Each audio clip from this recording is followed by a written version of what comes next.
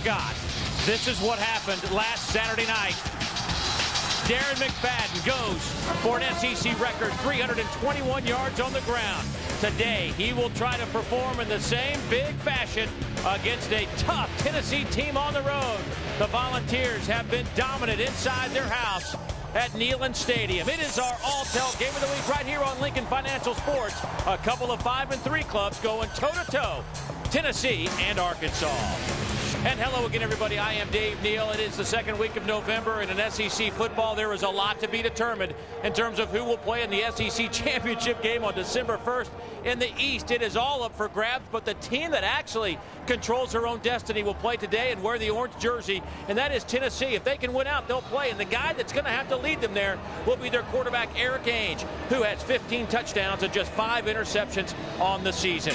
Well, joining me today is my partner. You might remember the big fella. Dave Rowe is back, and you had some health issues over the summer. It's good to see you. Glad to have you back. Oh, I'm ready to be back. I'll tell you, all those SC fans, the cards and letters were so thoughtful. They touched my heart. But let's talk some football, Dave. And when you talk Arkansas football, the first person that jumps out at you is Darren McFadden. I've been in football for 40 years as a player and a broadcaster. Running backs like Darren McFadden come along very, very seldom. I tried to figure out in my film study who he reminded me of. Tony Dorsett, Marcus Allen, Barry Sanders. I even went back to Gale Sayers, but it hit me. It was O.J. Simpson. That's who he reminds me of. The good O.J. Simpson. Yes, absolutely. Absolutely. Well, here's what, just a part of what he did last week. He tied an SEC record with Frank Mordecai of Vanderbilt. Now, Mordecai only did it in 22 carries, but nonetheless, 321 yards on the ground. I don't care how many carries. That is a ton of yardage. Yes. Now, the task for Tennessee is to stop this rushing game, and to be quite frank about it, Tennessee's defense has not had a stellar season. How are they going to find a way to slow down that running game? Well, it was interesting. Yesterday we talked to John Chavis, the defensive coordinator, and he said what we got to do is we got to build a fence and don't anybody open the gate. And those two linebackers, McCoy and Mayo, they figure big. That's the middle linebacker and the weak side linebacker. If the end of the day they've got 25 tackles, Tennessee could be happy. All right, big fella, let's talk about your Toyota keys to the game. Well, the first one is interesting. For Arkansas, pass to run. Say what? Arkansas is a running dominant team, but they're facing a pass defense that ranks last in the SEC.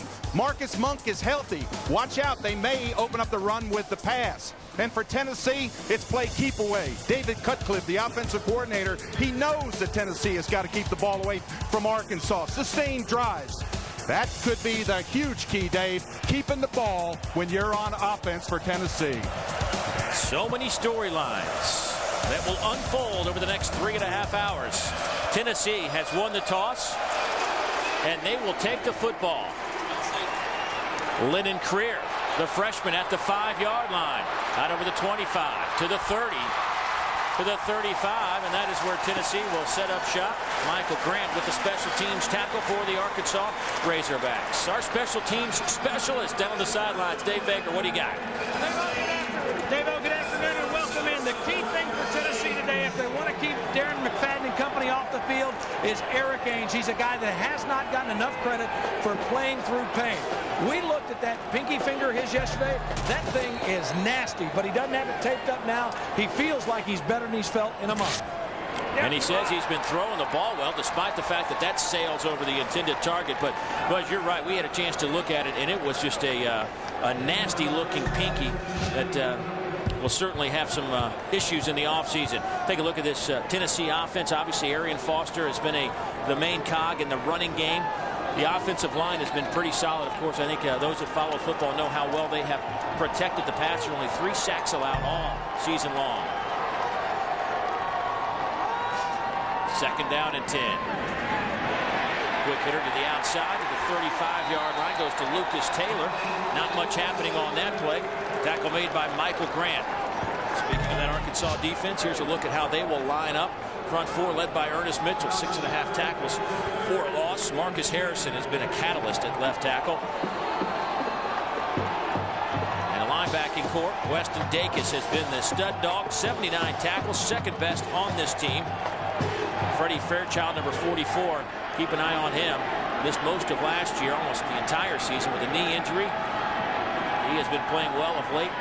Also, here's Ainge on third down. Pass caught. That's going to be very close to the first down marker. Lucas Taylor with the grab. And that will be very close. They'll have to probably bring the sticks in. Boy, a good look right there by Ainge. Watch him drop back. He's got good protection. They're bouncing him around. That is that Arkansas dollar package, they call it. Good concentration, looking that ball in. Lucas Taylor just looks that ball in. Not bad coverage. Well, they won't bring the chains in, and Steve Shaw, our referee, says that it'll be about 6 inches shy of the first down marker.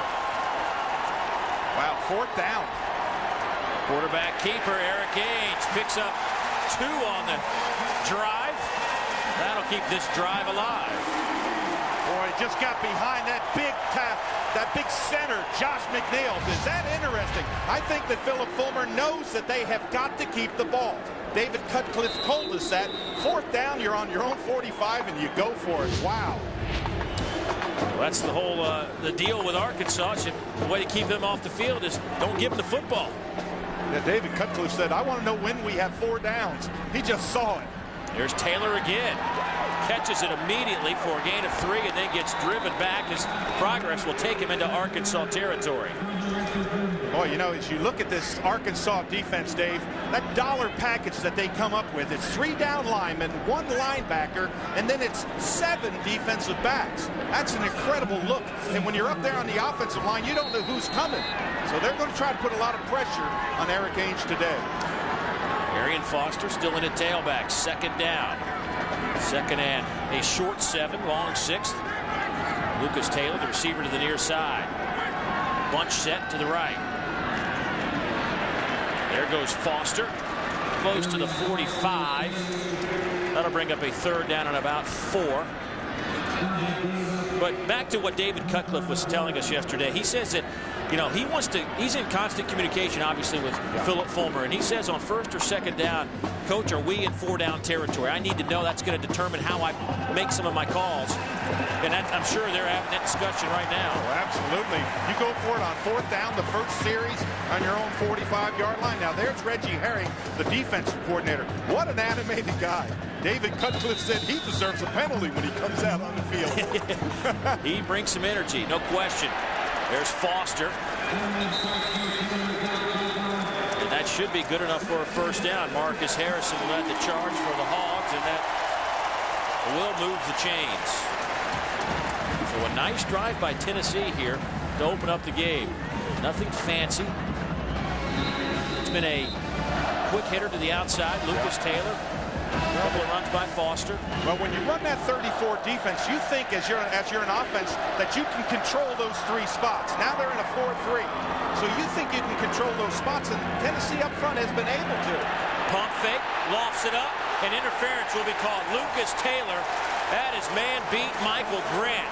And the only thing Grant could do in man coverage was hold him. Well, that was a touchdown. Oh, that was.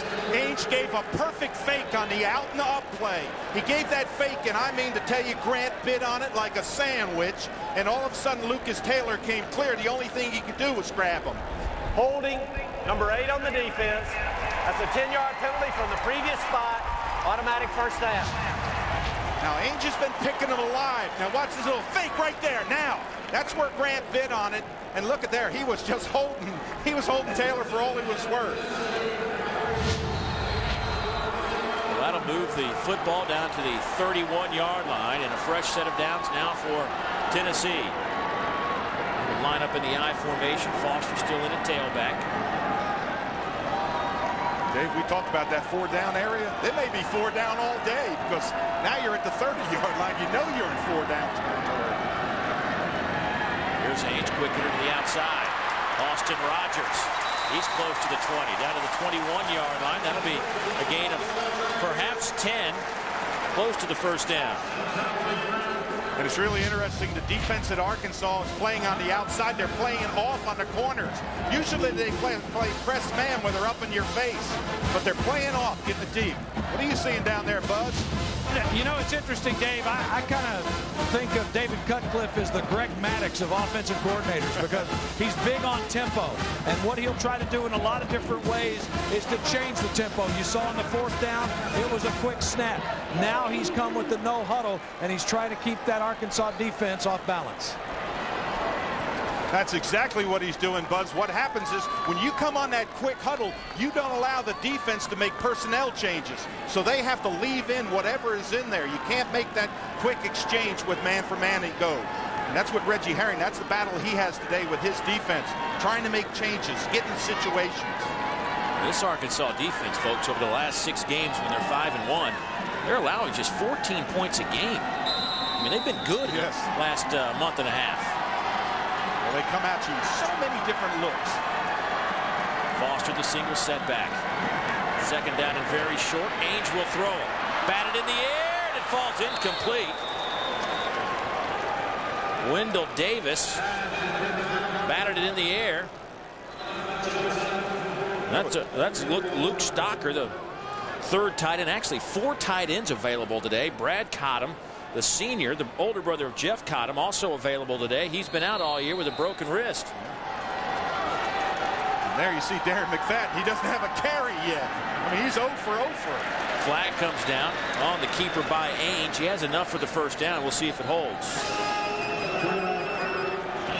I think he came out and changed up that snap count, got them all up tight. We'll take a peek and see what's going on.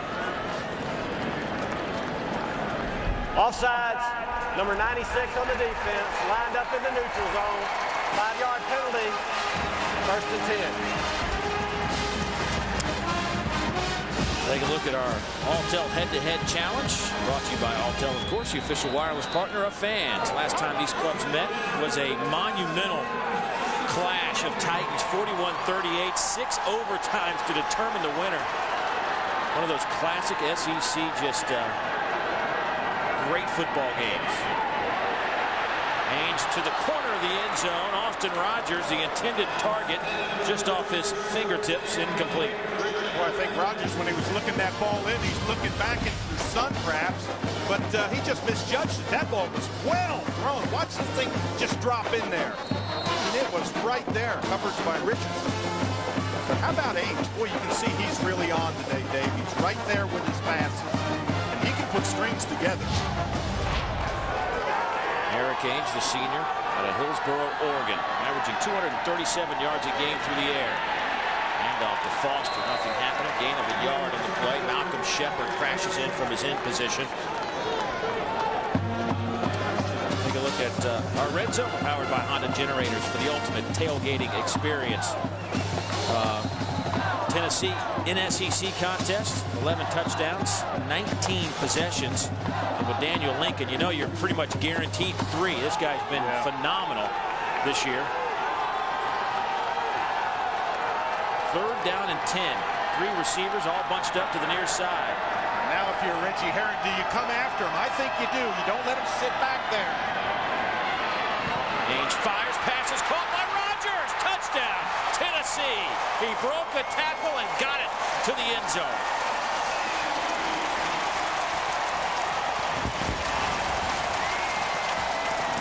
What an opening drive for David Cutcliffe and Philip Fulmer. Incredible opening drive. Now they're bringing pressure on him. They pick him up really well, and he runs a crossing pattern.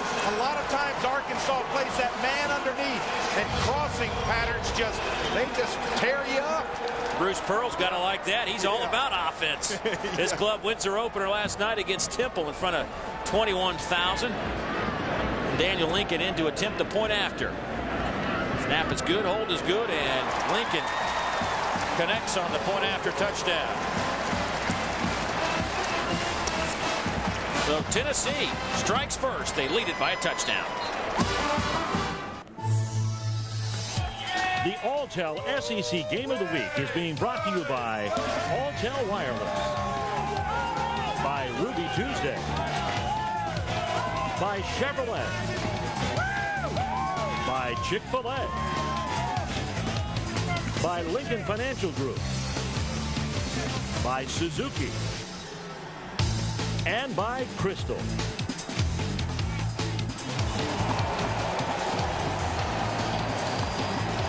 Little ball walk before the game as Tennessee continues that tradition. And look look at our Texas Pete scoring drive. That is exactly what the doctor ordered if you're Tennessee. 11 plays, almost 5 minutes. Yeah, that's called play keep away. That was one of our keys, and that was a tremendous. You talk about a commitment. That was a commitment. 4th down and 1 on your own 40-yard line. Wow.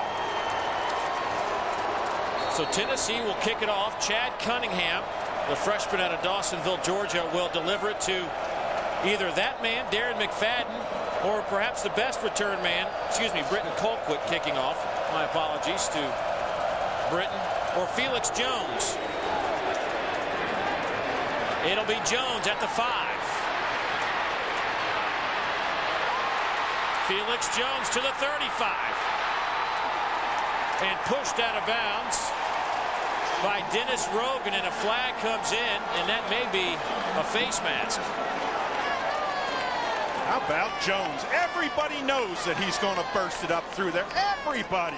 And he does. What a job. And McFadden got a great block on the inside. He leads right up in there. Personal foul, face mask, number 41 on the kicking team. 15-yard penalty, first down. Now watch McFadden. He's 5 right there. He's going to go up there and get his smack block. You see somebody. Now that opens up that seam, and Felix Jones just sets him up right there. And there you can see the face mask to take him down. Well, what's the face mask? A stiff arm is not a face mask. But you see right there the face mask, and when you take him to the ground, that's the personal foul. Well, Felix Jones is 7th in the country in kickoff returns, and you just got a good look at it as to why he averages 31 yards per return. It's a great opening field position for Arkansas. They'll throw it on first down. Casey Dick hits Peyton Hillis out here at the 30-yard line. Let's take a look at our starting lineups for Arkansas. Offensively, Marcus Monk is a guy to keep an eye on. He is getting closer and closer to 100% after a couple of knee operations, a couple of touchdowns the last few games. Jonathan Louigs has been just a monster up front for that offensive line that really is maybe not as big as they've been in the past, but they certainly are athletic. McFadden, his first carry off the right side. McFadden to the 20, picks up the first down. Eric Berry will get credit for the tackle. A gain of 11. Dave, I told you I like his style. I compared it to the O.J. Simpson style. There's a good example of it. That's designed to go in the 4-hole. It's off guard. He bounces it to the outside, has that tremendous acceleration to get upfield, and picks up 10 yards on a play that was going nowhere. There's Casey Dick. They don't ask him to do a lot except manage the game well. He's done a pretty good job of that. Michael Smith with the carry. Take a look at that Tennessee defense that has been touched for a few yards and points this season. They'll try to slow it down today against Arkansas. Mitchell, Bolton, Williams, and Reynolds, your front 4. Your linebacking core will have to be big today. Mayo, McCoy, and Ryan Carlson playing well of late. And in the secondary, a couple of freshmen in there, along with the senior Jonathan Heffney, Eric Berry, and Brett Vincent are your freshmen. D'Angelo Willingham, a junior, gets the start at the other corner. So McFadden at tailback on second down. Dick to throw. Throws it up. Peyton Hillis makes the catch, but out of bounds. Hillis just needed to stay in bounds, Dave. That was another one of those little fakes where he comes out of the backfield, number 22, and then runs the go pattern. He's out of the backfield. You see him going off to your right. Now, fake right there and lay it up. He just needed to stay in bounds. The ball drifted him out. Berry had good coverage on it, but Hillis is the glue that holds this offense together. Robert Johnson, former quarterback, lines up wide to the top of the screen on 3rd down and 6. And McFadden tripped up, gain of 1. Dan Williams, the sophomore out of Memphis, Tennessee, makes the stop, and Arkansas will bring out the kicking team. And listen to this Tennessee crowd. Yeah, what they did is they spread him out wide, tried to run up underneath, and Petrus, the backside guard, just didn't really get a good block. Good penetration there by the front line. I think that was Williams that you talked about. The good penetration made a pile. Alex Tejada's been pretty good. 14 out of 18. 31-yarder on the way. Is up and good. So we thought we'd have a little offense today, and, well, 2 possessions. We've got a couple of scores. 7-3 Tennessee. Back after a word from your local stations. Leads Arkansas. 8:01 to go in the opening quarter. Take a look at our Texas Pete scoring drive. 6 plays, only 20 yards, and Darren McFadden had an 11-yard run, but he was certainly shut down on the big 3rd down. Yeah, but how about Felix Jones opening up that kick to get him back in great field position? That really opened it up. Here's Dennis Rogan. Speaking of opening it up, Rogan. He's only got Vavra, the kicker, to beat. Michael Grant, the speedster, also tracking him down. Rogan at the 15.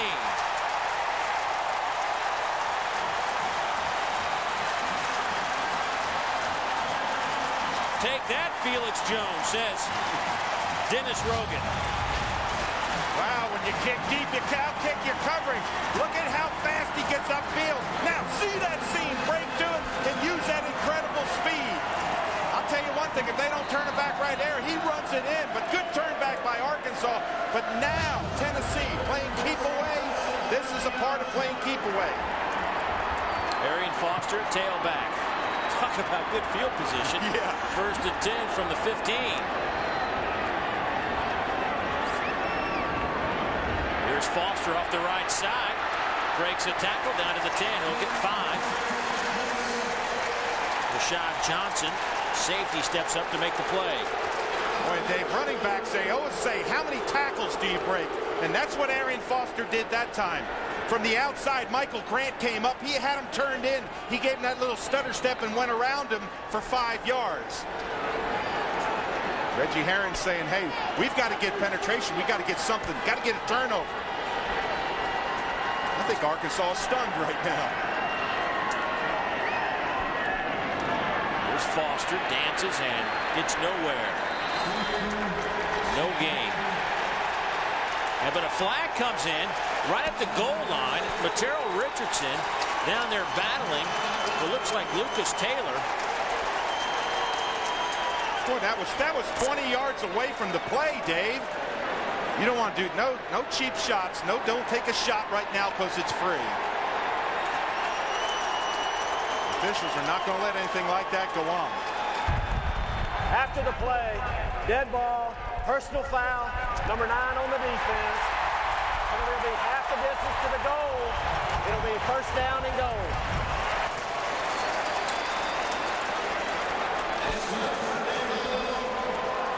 Well, that'll make it 1st and goal from the 5-yard line.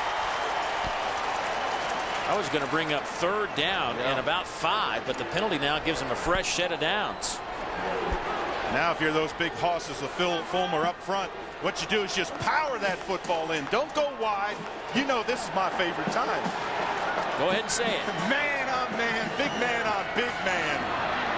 I love it. Foster off the left side gets a 1.5 yards. Wendell Davis will get credit for the initial stop. Take a look at our Honda Red Zone. The Arkansas defense been pretty good in terms of allowing touchdowns in the red zone. Only 15 touchdowns in 29 opponent possessions. And the most important play right now is this 2nd down for Reggie Herring's defense. What you've got to do is you've got to bring up that 3rd down so you hold him to a field goal drive. And you see him doing a lot of gyrations. I think he's calling on the outside. I think he's got a blitz planned. Here they come. Out of the eye. Foster gets blown up.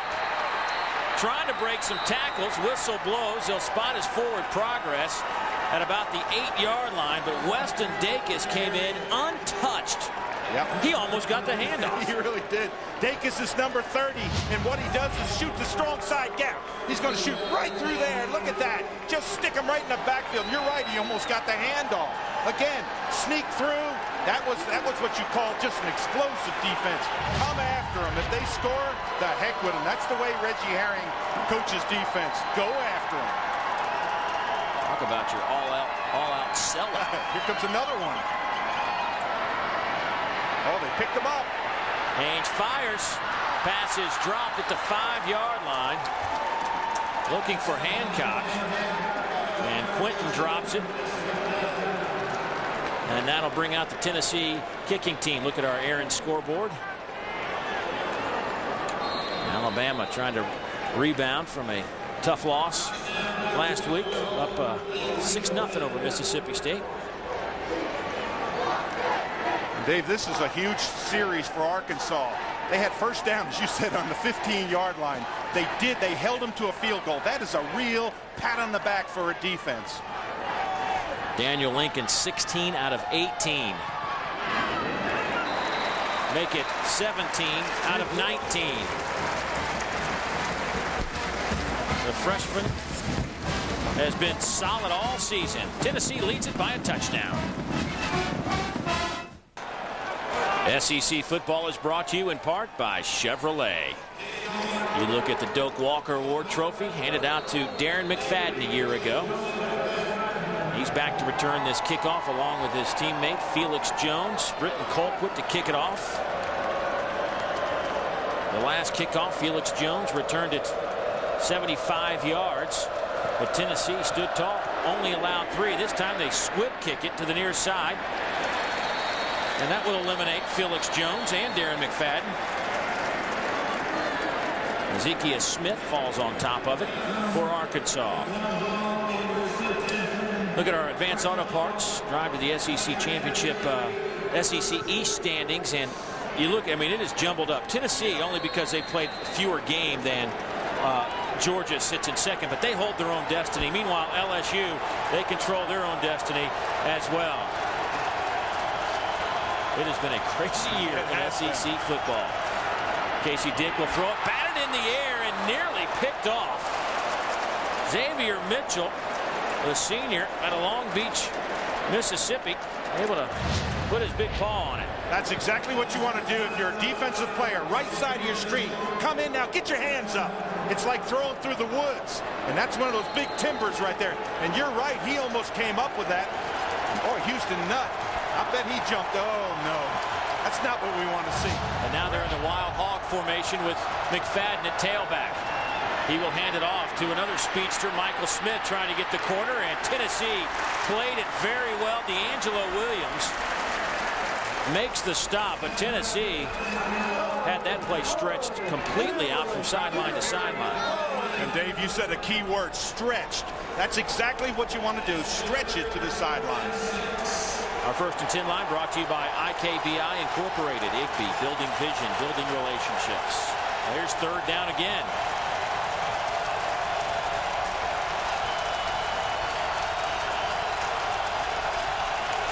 Listen to the crowd get in it.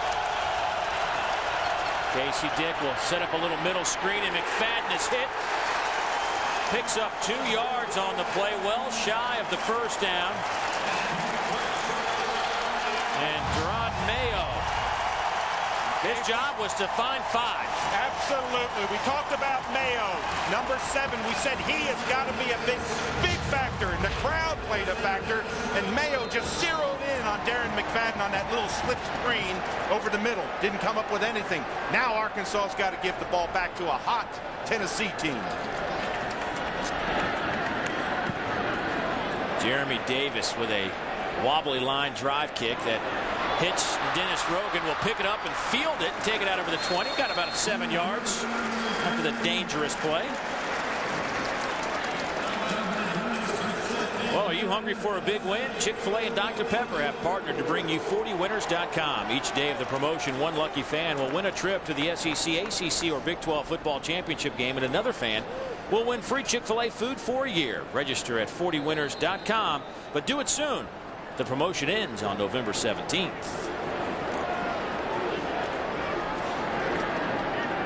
So this is the game plan I think Tennessee drew up. 3 and out for Arkansas, and then hold the ball when you have it. That's exactly what it is. Get those 10-play drives. They had an 11-play drive that first series.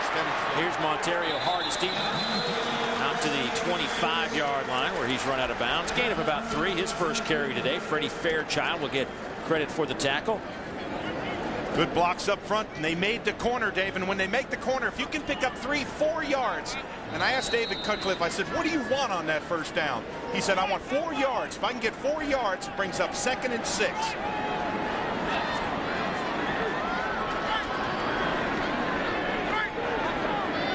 Hardesty Play fake to him. Ainge will roll right. Fire pass incomplete. Looking for Lucas Taylor, team's leading receiver with 52 grabs on the year. Look at our Aaron scoreboard. Clemson and Wake. That's a good ACC game. 10-7 in the second. Michigan and Wisconsin. How about Penn State and Temple? Playing at Lincoln Financial Field in Philadelphia. Largest crowd ever maybe for a Temple game. David Cutcliffe in the middle of that group with an orange hat.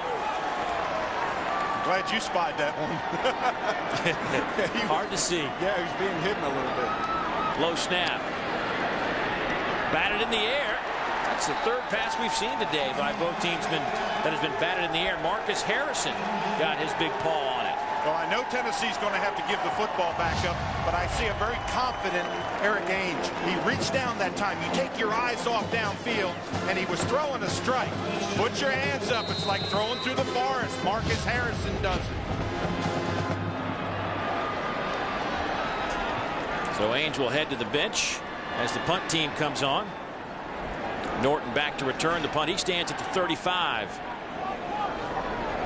Brenton Colquitt. Wobbly kick that will hit at the 40, but take a good Tennessee bounce inside the 30, close to the 25-yard line. So for the first time today, Arkansas does not yield any points defensively, and here comes Darren McFadden. And Dave, I want to tell you something. I'm surprised at Arkansas. I wanted them to see him pass the ball more. I'll be honest with you, open it up. But Darren McFadden, he's your hoss. You go to your hoss. I mean, he ought to have by now 2 or 3 series. He ought to have 7 or 8 carries, not 2. Yeah, we have 2 minutes and 50 seconds to go in the first carry. In the first quarter, I should say. Speaking of carries. Maybe this is why he's not getting the football, because there's 4 orange jerseys trailing wherever he goes. Wes Brown led the way along with Robert Ayers. Well, Dave, I was just going to say his drive chart is really interesting. Look where he runs the football. Middle to the right, 17 and 15 carries to the right. He doesn't go well to the left. Now, one of the reasons is that Mitch Petrus, the off guard, he's the one that pulls through. He's an excellent pulling guard. Think about going right. Petrus, the former fullback, got good feet in that line, and that's one of the reasons they go that way. McFadden at quarterback in the Wild Hog. He'll hand it off to Felix Jones, and Tennessee's defense. This is a defensive group that has been torched quite a bit this year to the tune of almost 29 points a game, giving up 167 yards on the ground. That's 74th in the country. Nowhere to go on this ball. Look how quick the happy feet right there are of Felix Jones. When you're doing those happy feet, those stutter steps, you're changing direction. Let's go to Dave Baker. Hey, Dave, here's what's happening with that Tennessee defense. They're very much uphill defense. They like to penetrate. The strength for Arkansas is guys like Mitch Petrus at guard, Jonathan Louise pulling out on little track plays. They haven't been able to do that because of Tennessee's defensive penetration. And, Buzz, they're going to have to take a timeout. Arkansas is, and talk about this big 3rd down and 9. And with that timeout, we'll step aside and return after this message from the SEC. Felix Jones just got his first carry of the game, and that's significant in a couple of ways. He's been averaging on his first carry of the game over 17 yards a contest. Picked up about 1.5 yards on that last one. Big victory for Tennessee. Absolutely. Tennessee's getting great penetration. They're attacking the football.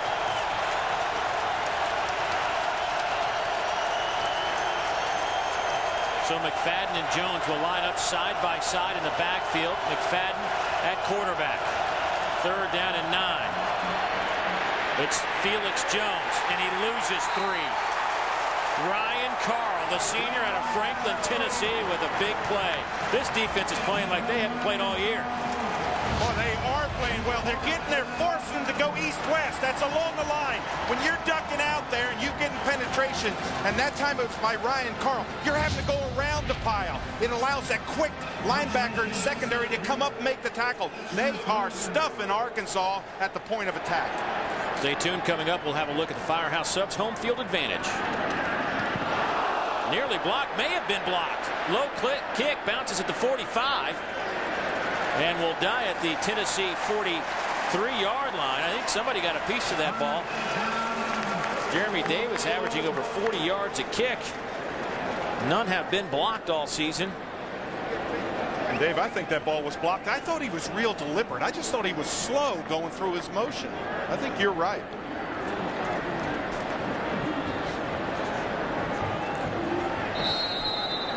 Tennessee with outstanding field position now, with 38 seconds to go in the first quarter, leading by a touchdown. This is a huge series for Tennessee. They don't want to give the ball back to Arkansas. They've controlled them on defense. Now they need to do it on offense. Montario Hardesty with the carry. He'll get 7 on the play.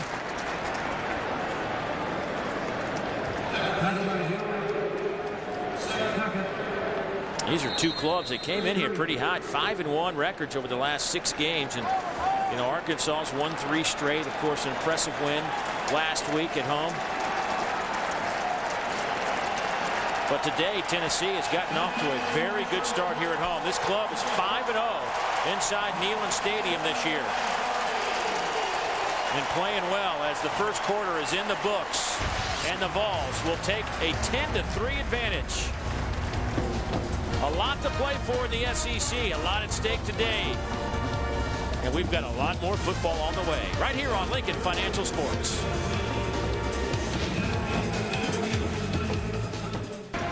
Today's game is brought to you by Alltel, the official wireless partner of fans, on an absolutely beautiful afternoon. I mean, is this classic football weather? Oh, man, my kind of weather. Cool. Full house, over 100,000 in a big-time SEC game on the banks of the Tennessee. Vols will line up second down. Hardesty in at tailback. He'll work the left side. Fred Bledsoe with the stop, gain of about a yard. Bledsoe, a senior out of Little Rock. Take a look at our first quarter Lincoln Financial stats, and not a whole lot of rushing yards. And, you know, we came in, Dave, thinking both these teams, I mean, Tennessee lives by the run. It's what they do under Philip Fulmer, and we, of course, know about Jones and McFadden. Absolutely. I think Arkansas is really, they were lucky to survive the first quarter. That's not the way they play football. They play power football, control it, drive it. But credit Tennessee, they're keeping the ball away from Arkansas. Montario Hardesty running hard, picks up the first down. Big hole. And he will pick up 6. Big hole and big hit. Watch him when he hits the safety coming up. Bam! That's the way you hit him. And then you turn and pick up another yard. That's Johnson coming up on the tackle. And I mean, he just leveled him. Hardesty came in 247 yards on the ground, averaging just shy of 5 yards per carry. Dave, they're doing a lot of check with me at the line. You see where Ainge comes out, sets them, then looks over to the sideline. That sets the defense. They can't change. There goes Hardesty. And he will power his way down to the 34-yard line. Rashad Johnson will get credit for the tackle. Or if you're the umpire, you want to stay out of the way. Ronnie Jones there. Watch him get in the block. Watch out, Ronnie. They're coming at you. Now, he's a big guy. I think he's an old lineman, but he's back. Look, doesn't even bother him. It's like, that's all you got? That's all you got? Come on. Second down and 2. All right, for a lot of teams, this is a waste down. You got second down and 2. You got at least third and fourth down to make it. Do you go to the end zone, try maybe an out and up? Nope. Power football. This time Hardesty got hit by Matt Hewitt, the strong safety. I don't know if he got it or not. I think he might be a little bit shy that first down, and that's will bring up a third down situation. But what that does, Dave, is just keeps the clock moving. Absolutely, Dave. That's exactly what Tennessee wants to do in this situation. Keep that clock moving. For Philip Fulmer, this is his glory time. His offensive plan is working to perfection. Keep the ball away from Arkansas. Philip Fulmer having a little discussion about the spot. Second down and what? This is a no-brainer. I think you're going to see Hardesty come right back up with it. Maybe a quarterback sneak, but they're going for first down. Third down and less than a yard. It will be a sneak. Eric Ainge will keep it.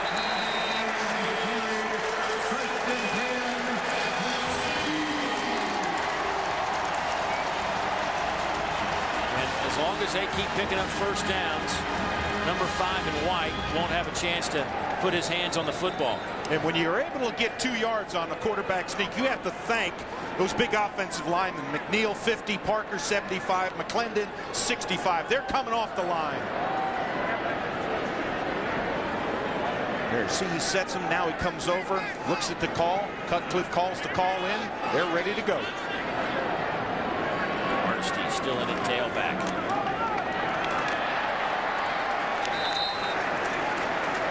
Davis will get the tackle, gain of about 4, but that's what Tennessee wants. I mean, they'll take that. You give them 4 or 5 off the left side or right side on first down, and David Cutcliffe will take that all day long. Oh, I can promise you he's excited about it.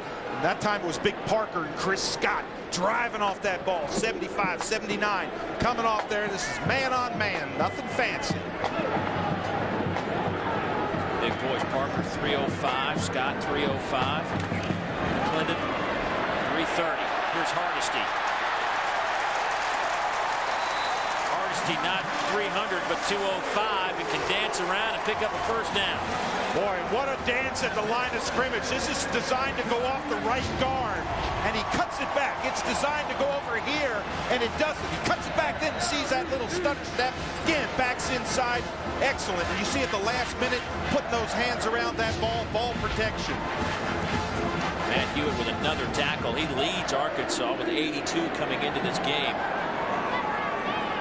Just tell you, Tennessee could not write a better script than what they're doing right now. First down and 10. Hardesty still in the backfield. This time the Hogs read it. Adrian Davis, a sophomore out of Rosenberg, Texas. His 35th tackle of the year and his 6th tackle for a loss. And this is an interesting play. It's designed to go underneath, and he starts to go outside. He makes a poor decision on it, and he runs right into Adrian Davis. But that was a cut up underneath. That was a follow that offside guard, McClendon, coming through the hole. He didn't. He lost yards. Davis, former linebacker, has real good speed on that edge, and that's exactly why he's playing defensive end now.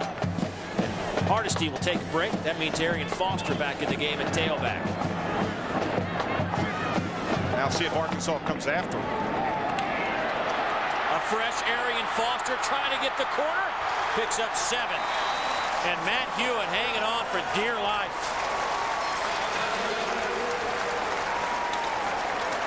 Foster nearly got the corner. And Dave, that was where that play was designed, that last play, to go up underneath. Come up right up through there. You see the hole open up right in there? Bang. Now get to the outside. Use that great speed. He gets to the outside. He picks it up. Hewitt has to come up. Hewitt's the strong safety. You don't want your strong safety making a whole lot of tackles. Third down and say a yard.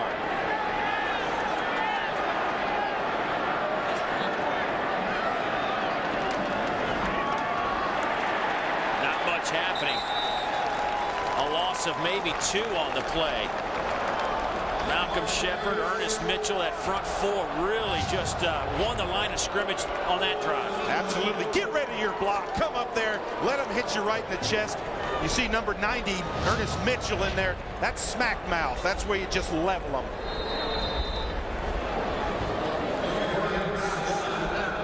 The 11th play of the drive loses 2, but if they can convert here, I still think Tennessee has to be happy with the fact that they can put together drives like this. And Dave, when I was doing my boards, I saw that Tennessee only had, I think, 15, 11, 10-plus play drives all year, and they've got at least 2 today.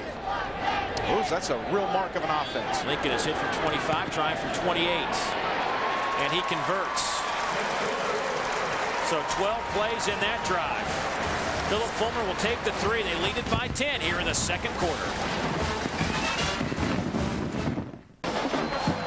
Closed captioning is provided by Chick-fil-A. We didn't invent the chicken, just the chicken sandwich. On a beautiful fall guess winter now. Is it winter yet? Well, no, it hasn't started winter yet. I don't know myself. I just know it's getting a little chilly. Texas Pete scoring drive, Dave Rowe, 12 plays again. That's incredible. Look at that time. 7 minutes and 15 seconds on that drive. Man. Colquitt will kick it. McFadden will field it on a hop at the 10. To the 30. And running out of bounds at the 35-yard line. Dennis Rogan will get credit for the special teams tackle. Look at what McFadden, where he ranks in terms of all-time SEC leading rushers as a junior. Hasn't completed this junior season, but he ranks 5th all-time. Look at that list of players. Herschel Walker, amazing number of yards, over 5,000. He had over 1,000 carries in 3 years. I heard you say that. That is incredible. 1,000 carries. Casey Dick looking far side for Robert Johnson. I want to tell you, I just get the feeling that Arkansas is just out of sync. Nothing seems to be going right. They're throwing on first down. I know you want to throw to open up the run. But for Houston Nutt, I mean, you got to the dance by running the ball. Let's go to Dave Baker. I agree with the big fella. I think you've got to establish what you've been all season long, or else you have to start playing a game you don't want to play. Felix Jones off the right side. The problem is, and I agree with you guys, but the problem is Tennessee's defense isn't letting them get the running game going. Rico McCoy that time. And we talked about those two linebackers. You remember Mayo, number 7, and Rico McCoy, number 4 of 5. They are making big plays. They're running the line. The defensive line is keeping them off so they can slide and get to it. John Chavis told us, he goes, I don't like to blow a lot of smoke to you guys, but I'm going to tell you something. My two linebackers, McCoy and Mayo, have been playing like All-Americans the last month. Build a fence and don't let anybody open the gate. 3rd and 7 over the middle. Pass is caught. Peyton Hillis. He needed to get over the 45. I don't think he did it. Jerrod Mayo will get credit for the tackle. He's going to be a yard shy. And now it's the question, do you take a risk if you're Houston Nutt? Well, Philip Fulmer did early on that first drive. Why not do it if you're Houston Nutt? You've got quite a running game. Yeah. Your running game is averaging over 6.5 yards per carry. 315 yards a game, 2nd in the NCAA. So, yeah, I think you got to go for it. And listen to this crowd. You talk about going for it. And McFadden's on the bench. And Jones. They'll use Peyton Hillis, and I don't think he got it. I don't either.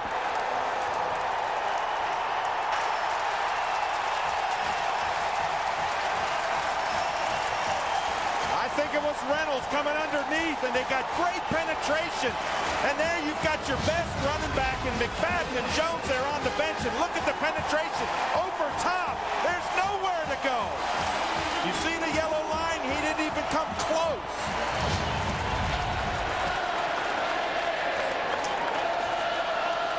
Well, that'll give Tennessee now outstanding field position at the Arkansas 45-yard line. Lennon Creer, the true freshman out of Tatum, Texas, gets his first carry today. Brian Powers gets credit for that tackle. And Dave, football was almost like an avalanche. When it starts to turn, I mean it's going to turn. And it's great play selection. You see the pass to rush situation there. Tennessee has done everything right. And look at that time of possession, over 15 minutes. 15 minutes for that Tennessee offense, only 9 minutes for Arkansas. Here's Creer again. He got maybe a yard on the play. Freddie Fairchild with the tackle. Ainge 5 out of 11, 37 yards through the air. Let's take a look at our Firehouse Subs home field advantage. The Volunteers have played to 101.5% capacity. Didn't know you could do that. 103,578 is their average. I mean, it truly is remarkable. And they've done a nice job. They've kind of renovated this facility. And what a great environment. Enjoy coming here every year. Now, if you're Arkansas, do you creep up and come after him?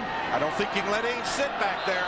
Flag came down the middle. A couple of flags. I wonder if there was a quick snap by Josh McNeil, one of those move the ball. And yeah.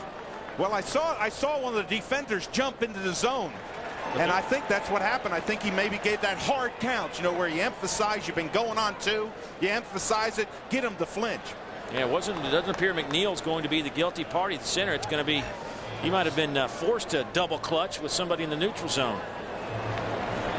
Well, when you're a center and you look along that line of scrimmage and you see somebody from the defense jump inside, bang, you snap it regardless of what the snap count is. It's 3rd down and about 5. I mean, this may give Tennessee the first down. We'll see exactly how far. If it's 5.5. Offside on the defensive line. The defense got in the neutral zone, causing the offense to react. That's a 5-yard penalty. It will result in a first down. Wow. You cannot afford those on the road. Well, this season, watch for the Geico College Football's 10 greatest wide receivers, a season-long traveling exhibit celebrating the greatest wide receivers of all time. Go to lfsports.com for more information and to find out when Geico will be visiting a college campus near you. Lennon Creer at tailback. That's a couple of penalties by Arkansas that have kept drives alive for Tennessee. Exactly. That was going to be that. They were going to have to give the ball up some way, and now they keep that drive alive. Keep that clock running. They're running plays. Arkansas just sitting there on the bench. That's a way to slow down an offense. Freddie Fairchild led the charge. That's his 5th tackle today. And Dave, when you have this defense that Reggie Herring has, you can shoot a lot of people through. And that's exactly what they did with Fairchild. He's that strong side backer to the formation, darts through there, and he makes a big play. That may change the momentum a little bit. We saw Freddie Fairchild as a freshman, Dave. Outstanding linebacker. I mean, freshman All-American. Last year, game 2, blows out his ACL. He's playing like he did now toward the end of his freshman year. Next year, they think he's going to have just one of those all-world campaigns. Yeah, there was another kid over there. You remember that, Elijah Boutte? Yeah, Sam could play a little bit. Yeah, he could play just a touch. Here's Lennon Creer off the left side. He got the 2 back that he lost. Ernest Mitchell, the junior out of Noonan, Georgia, playing close to home today, and he makes the tackle. And that'll bring up 3rd down and 10. Now, 2 schools of thought. If you're Reggie Herring, you're saying, hey, do we go after him? If you're Eric Ainge, you say, hey, offensive line, pick him up, give me a little bit of time on those crossing patterns. See a lot of 2 deep and 3 deep zone with man coverage underneath. So Ainge will work out of the shotgun. 3 receiver set. Lennon Creer stands to his right. I don't see him coming after him, just a regular 3-man rush. Actually a 2-man rush, and they all fall back. And is that Rogers with the catch? Yes, it is, and that may be good enough for a first down. They had 9 guys back in coverage. Yeah, they dropped the center back, if you can believe that. The center, the defensive nose tackle, watch him drop back. You see him right there, he drops back. No help, though, and Ainge just sands back there. We talked about him being on target. This is a confident Eric Ainge. He puts streaks together, and that is a well-thrown ball. I mean, that's Grant's coverage is phenomenal. Exactly. I mean, he's running with a man-to-man. That's just well-placed. Ainge looking, throwing, throw a bullet to Lucas Taylor. Coverage by Michael Grant. It's one of those where if he'd gotten a little bit more air on that, he might have had a shot. Well, one thing I think what Ainge did on that, he saw it wasn't open, and he just drilled it out there. He threw it over top of everybody's head. He wasn't going to throw an interception, but maybe he should have had a little bit more touch in. I said, of all the passes you've thrown this year, talking to Eric before the game, how many would you want back? He says, to be honest with you, it's probably about 3. And the biggest one was in Tennessee a couple of weeks ago when Tennessee was driving 3rd quarter, threw an interception as they were near the goal line. And he says, you know, that's the one where we could change the whole game, whole complexion of the game. Timeout taken by Tennessee as the play clock was winding down. And we'll take a timeout as well. Back after a word from your local stations. 13-3. Look at one of our officials today, Jay Vines, longtime official here in the Southeastern Conference. Great day. Arkansas fans made their way to Knoxville on a 2nd down and 10 with 3:15 to go before halftime. And a little changeup. Gerald Jones in at quarterback. The true freshman out of Oklahoma City. He took a couple of snaps last week against Louisiana Tech. And boy, David Cutcliffe says this young fella can really change how we do some things offensively. Kind of like the Wild Hog formation for Arkansas. Former quarterback in high school, an electrifying athlete. Yeah, they said that he has got moves, and David Cutcliffe said he can throw the football, but he is more known for that quick, shifty speed. And not something they're going to, I mean, you don't take Eric Ainge off the field, as he says, but it's a good changeup. This is a big down here. If you're Arkansas, you need to hold them, and here they come. Third down. Ainge fires, pass incomplete, looking for Hancock, and Terrell Richardson in coverage, and good pressure up front. Yeah, when you pressure a quarterback, you want to pressure him in his face, and that's what's disrupting. And the pressure is going to come right up the gut. Watch Ainge step up in the pocket. Now he sees him, takes his eye off downfield. You see the bump that he got. It's a little bit disheartened, but Robinson was one of the ones that was there right in his face. You want to pressure him up in front of him so he sees him coming. Daniel Lincoln's 2 out of 2. He will step and try to knock a 41-yarder home. Now, if you're Arkansas, you're saying, thank goodness we're holding them to field goals. Tennessee, you say, keep scoring. Kick is on the way. He missed it. So the Arkansas defense wins that battle, and now they have 2:25 to play before halftime in a 13-3 game. Back after this. Reggie Herring, his team's given up 13 points, but when you consider that Tennessee's starting field position has been their own 48, basically midfield, you got to feel pretty good about I can promise you. I can promise you the big man there, he has turned around telling his guys just keep playing hard because they've held them to 3 field goal tries. That's incredible. Like you said, the starting position, you don't get started midfield. That makes it a real short field. Well, Arkansas now will go with McFadden and Jones in the backfield in the Wild Hawk formation. McFadden off the right side, little play fake to Jones, and only a gain of about 3 on the play for McFadden. What is Tennessee doing to stretch the field and slow this running game down? Well, they're not afraid of the pass right now, and they're running to the ball. If they would take that ball and play fake and throw it downfield, it might hold them a little bit and get open. But right now, Tennessee has no fear of the passing game. So those defensive backs are creeping up. And Philip Fulmer is excited. John Chavis there. The Wild Hawk formation, not impressive in the first 8 games, all told, but it was more than impressive against South Carolina. Here's McFadden throwing and overthrows Felix Jones. I mean, there's just no sync to this offense right now. It isn't. I mean, everything is like it's sputtering. And you see right there, Darren McFadden said, my fault. But hey, you live by the run, you die by the run. Carry that ball. Darren McFadden, we want to see you run. We know you can. That young man right there, Houston Nutt, he knows you can do it too. And here comes Marcus Monk, Robert Johnson, Casey Dick back on the field. Going to a 3 wide receiver set on 3rd down and 6. It's up to me. I'm throwing it to Marcus Monk. He'll go up and get it.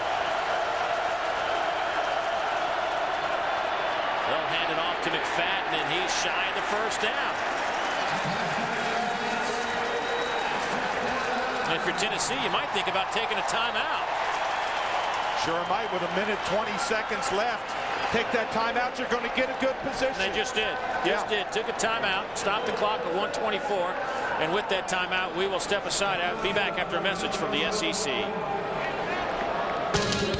Well, Daughtry has been with us all season long, and their song Over You has been the #1 video on VH1's Top 20 Countdown show for the last 7 consecutive weeks. Check out Daughtry live in concert in Orlando on the 18th and the 20th at the Ryman Auditorium. Here's Dennis Rogan. He's got some running room. And once again, out to midfield go the Volunteers. Jeremy Davis, the punter, pushes him out of bounds. Boy, that was a high kick. It just wasn't good coverage. He caught the ball. They were about 7 to 10 yards away from him. And Rogan just took it, just made that little stutter step, got to the outside. Now, can Tennessee get back down and get another possible field goal try? That would be huge. For Arkansas, they're stunned right now. After the 15-yard return, Arian Foster will be in the game at running back, standing alongside Eric Ainge in the shotgun. Here's Foster. He's got some blockers. Can he get some more help? Foster trying to get out of bounds, and he does so after he picks up the 1st down at the 38-yard line. Michael Grant ran him out of bounds, a gain of 13. Perfect little slip screen to the outside. What he does is they let those defensive linemen in, throw it around them, and to get those big hosses out in front of them. It has just been a marvelous day for Tennessee, both offensively and defensively. Yeah, McFadden and Jones have 8 carries for a total of 22 yards today. Yeah, I remember John Chavis telling us, we're going to build a fence, and nobody better open the gate. He's built a fence. Here's Ainge. Lofts it up. Wide open. Lucas Taylor at the 15, down to the 10-yard line.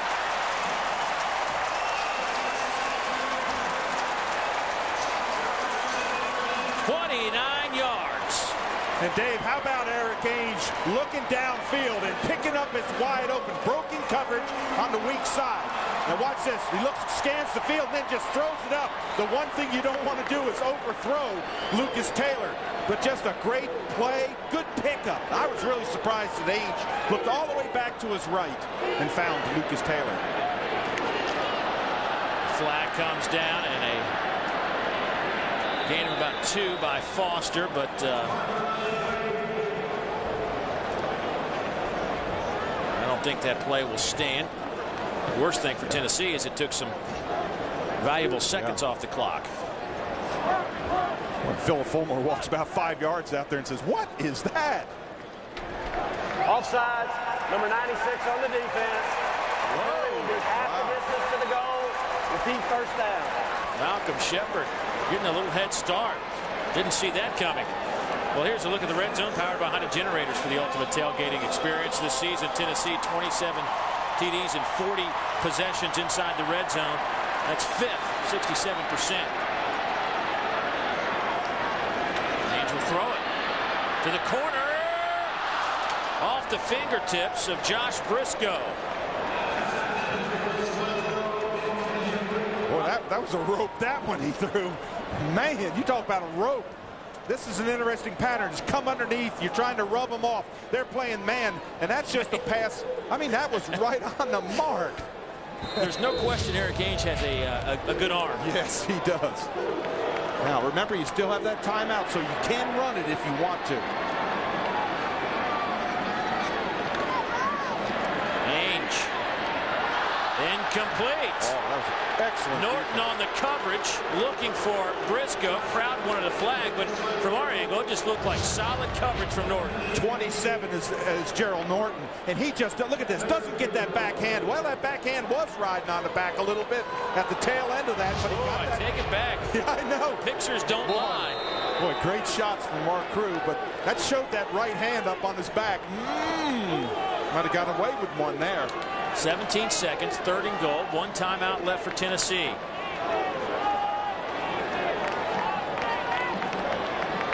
Four receivers in the game. Arkansas on that dollar pack. 3 down linemen. 7 line. Here they come. Don't tell me they got offside again.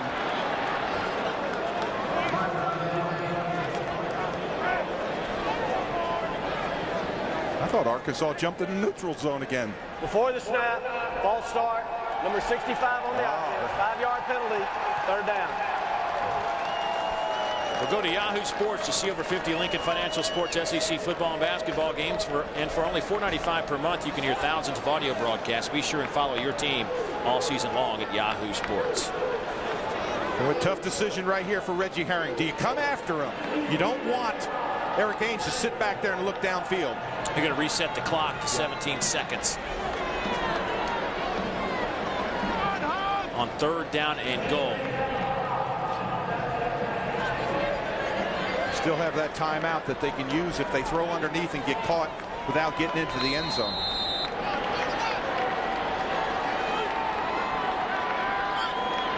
Dollar pack, 3 down linemen. Ainge. And a flag again. They waved the play off. A flag right at the line of scrimmage. On top of the center, Josh McNeil. Before the snap, false start, number 75 on the offense, 5-yard penalty. It remains 3rd down. You know, Dave, Arkansas is just jumping around. Yeah. I mean, they're just, all 11 guys are coming to the line of scrimmage, falling back. It's just, it's cost Arkansas some penalties, but now it's affecting Tennessee. Yeah, what they're doing is they're trying to adjust their line block, and then linemen are reactive. They see people jumping up in line and moving around. You're right, it's causing them a lot of distraction. This offensive line has been solid in terms of protecting their quarterback. 3 sacks allowed all year. Only 2 of those have been with Eric Ainge back there. Now I think you got to come. You can't let him sit back there. Oh! Josh Briscoe. Touchdown, Tennessee.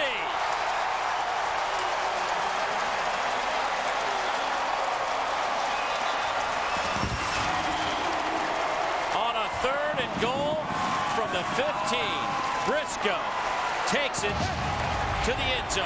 What a call. Slip screen. Look at those linemen peeling out there. Now catch the ball. Look at the linemen. They're 4, 5, 6 yards downfield, leading them into the end zone. It was a great call on that play. Arkansas elected to blitz. They caught him in it. Underneath screen. Touchdown. 3rd touchdown catch of the season for Josh Briscoe.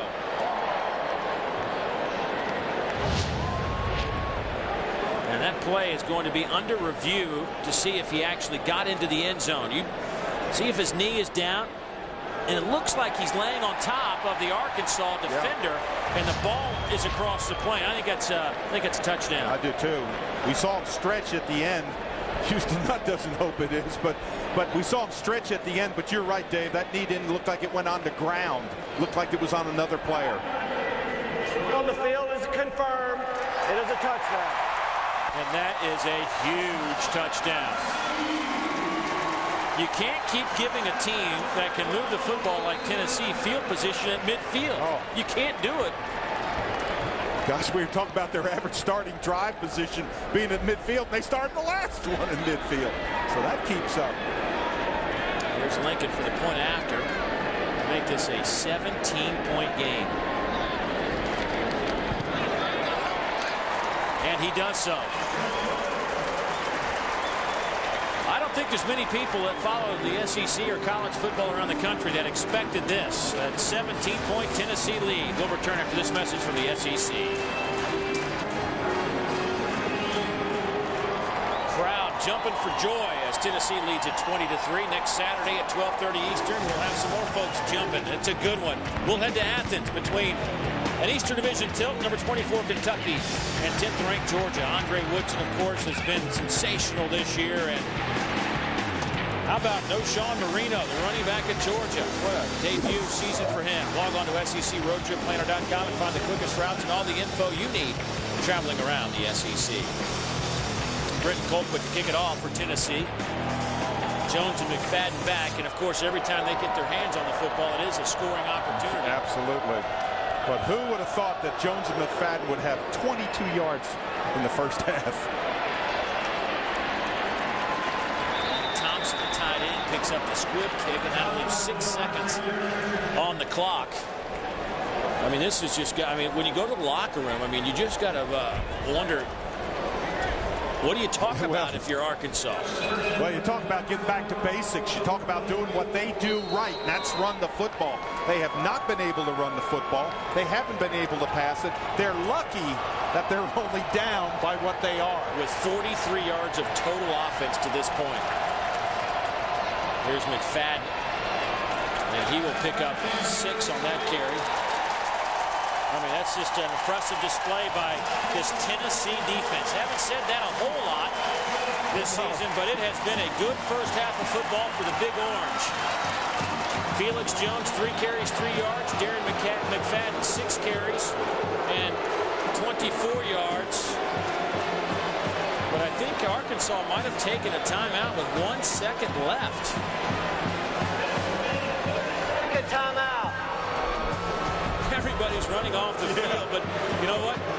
Houston Nutt is saying, we're at midfield. I can heave one up here. I got a 6'6" receiver, and I'm down 17. I need every second on that clock. He's absolutely right. They were actually in the tunnel going to the locker room, and they're coming back. Are they all out of there? Yeah. Well, the important ones are the defensive players. And for Tennessee, it's drop back. Don't let them get behind you. But what we've seen Marcus Monk and his ability to go up for a football. Phillip Fulmer's had some good success against Arkansas in his career, 9-2. He's had good success against everybody. So Casey Dick will heave it up in the air.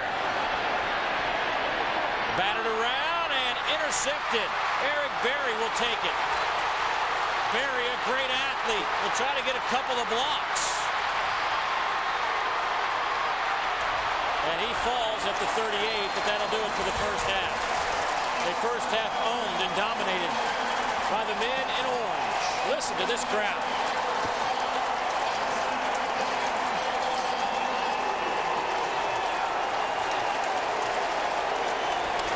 It was 10-3 after the first quarter. Tennessee had a 10 more. Let's go check in with Dave Baker. Philip, in this first half, 40 yards of total offense for Arkansas. They've only got 1 first down. Your defense has taken some hits, has really played bidding. They have played exceptionally well. We've kept them off the field pretty good with our offensive team. We got to get touchdowns rather than darn field goals, though. But hopefully we can do the same thing in the second half. All right, thanks, Philip. Appreciate it. Philip Fulmer and his Tennessee Vols go to the locker room as they lead the Arkansas Razorbacks by a count of 20-3. SEC football is brought to you by Geico, by GMC, by McDonald's, by Cooper Tire, by Ruby Tuesday, and by BC Headache Powder. Possession, almost 21 minutes for Tennessee. Well, we said that's exactly what they didn't need to do. Play keep away, Dave, and they have. That is keep away. And 49 total yards of offense for the Razorbacks. Shocking. Second half football just around the corner.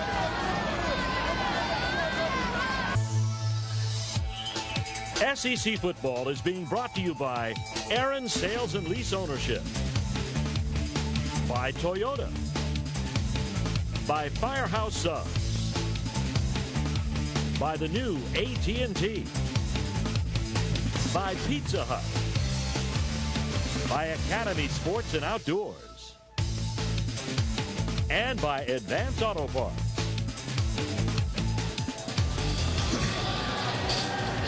Beautiful day on the campus of the University of Tennessee as the Vols lead 20-3. Let's go downstairs, check in with Dave Baker. It's an unusual for your offense. What happened in the first down? Well, we've missed pass here, knock ball down, missed block. We got to execute, and you got to give Tennessee credit right now. They're whooping us, but hopefully second half we'll get some things changed. All right, thanks, Houston. That's Houston, not Dave. Simple and to the point. Well, we do have 2 games going on. Some of the viewers are watching Mississippi State and Alabama going on in Starkville, and we have some first half highlights for you. Really, it's been Lee Tiffin, the story, the field goal kicker for Alabama. He is 5th in the league in scoring.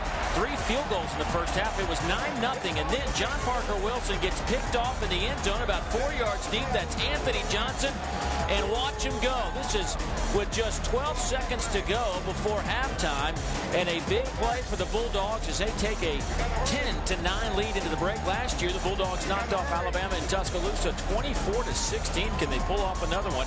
A win by the Bulldogs would make them bowl eligible, by the way, and give the league 10 teams that are bowl eligible. Vandy 1 win away from making it 11. It's been, I say this on my weekly SEC show every year, every week so far. This has been the craziest, strangest season of football. It's been great for the fans. I mean, yes. It's just been nuts in this league. Yeah, usually when you have 2 losses, you're out of it. Not this year. Colquitt to kick it off. Another squibber. That's picked up by one of the big boys. Next, Petrus, former fullback. He knows how to handle the rock. Well, Dave Rowe, McFadden and Jones, they just got stuffed. How do they get it cranked up? Well, I think the first thing is Houston Nutt said it right. We got whooped in the first half. What you do is you put away that first half. You don't abandon your game plan. You go back out there, go back to McFadden, go back to Felix Jones, run the football, and see if you can get back in this football game. Just a power play off the right side. McFadden, and he'll pick up 6 on the play, 5.5, 6. Brett Vinson, the cornerback, steps up. But now you set yourself up, Dave. 2nd down and 4, maybe 5. Well, you know what I do? I come right back and run it again. You got 4 or 5 yards on that first play, Dave, and it really wasn't a big hole. They got a good rumble up in there. He's kept on running. Don't abandon it. Don't just think you have to pass. Yeah, I'll be interested to see if they keep it between the tackles for a while. The stretch play didn't work real well. That's what they'll do again. And this time, Rico McCoy steps up to lay the wood on McFadden. Gain of 2. There was a hole there, but boy, you talk about closing quick. Watch number 5 come in. Right there's the hole. Now look how wide open it is. You see McCoy dive in from the left side. Swarming defense. Yeah, I want to tell you something. John Chavis, he doesn't get the credit he deserves today. This has been a remarkable defense so far. Listen to the crowd on 3rd down.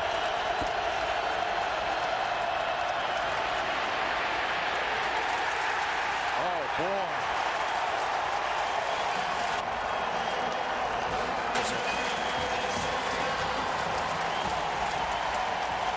Jonathan Hefney with that play. Oh, and it was open field. You talk about you're going against a Heisman Trophy finalist, and look what Hefney does. Dove underneath him. You talk about excited. Hefney is celebrating he's just bouncing all the way over there. Great series for Tennessee. They continue their dominance. Davis. Rogan back to return it. And he will get 4 or 5. On that return, Michael Grant brings him down. Next week, a fantastic matchup in the SEC East, 12:30 Eastern. We will head to Athens, Georgia. The Big Blue and the Silver Britches will go toe-to-toe, number 24, number 10. That'll be at 12:30 Eastern. Be sure to log on to lssports.com and click on the Regions Bank Road Trip Planner for the quickest routes and all the information you need traveling around the SEC. Arian Foster in at tailback. First half, time of possession for Tennessee, almost 21 minutes. Ainge, not a great statistical first half. Drop the football will fall on it, but Ainge just 9 of 19 throwing the football. But he's had a lot of drops. He has been accurate, but I like the one comment that David Cutcliffe said. I want him to make good decisions. I don't care if he scrambles with the ball. This is a good decision. Fall on the ball. Don't try to pick it up and be a hero. Just play solid, and for Philip Fulmer, he's thinking, don't make a mistake. Don't force it in there, and that's what Ainge does so well. Makes good decisions. Balls will line up in the eye.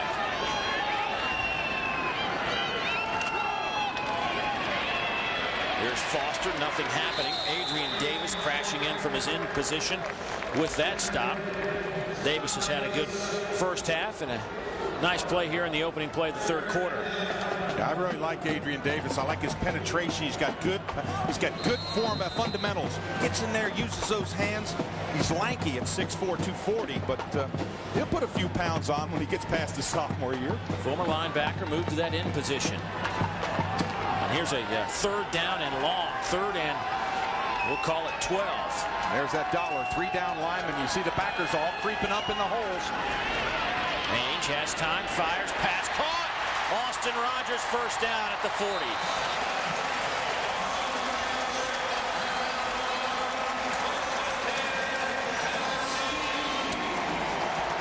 Did you see where that ball was placed, Dave? You cannot place a ball better. Watch this. The inside, he's going to make a quick out. And watch where the ball is placed. Right there. He doesn't even have to reach for it. Rogers just catches it right in stride. The coverage is not that bad by Norton, but he just catches it in stride. And that will give a head coach and an offensive coach nightmares. Oh! There goes Foster. He will score. Touchdown, Tennessee. 59 yards.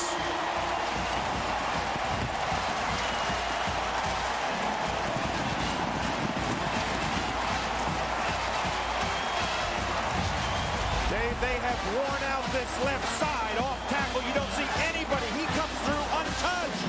Heck, I can run that football. That is a stroll in the park for Arian Foster.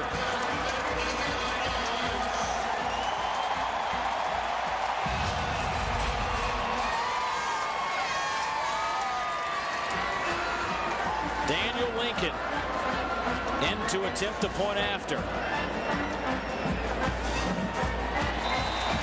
It is up, and it is good. Tennessee, a team that controls their own destiny in terms of the SEC Eastern Division Championship. Arian Foster knows it. His destiny was 6 points. Today's game is brought to you by Alltel, the official wireless partner of fans. The Vol Navy making their way down the Tennessee River. Neyland Stadium just a couple of 100 yards away. What a great setting for college football. How about Arian Foster going 59 yards, a season-long run for him. His career-long was 66. That came against Vanderbilt. But that just blows this game open to a 24-point contest. Absolutely, Dave. Another squib kick. This will be taken by McFadden. Looking for a little bit of room, and he just gets chopped down by Gerald Jones.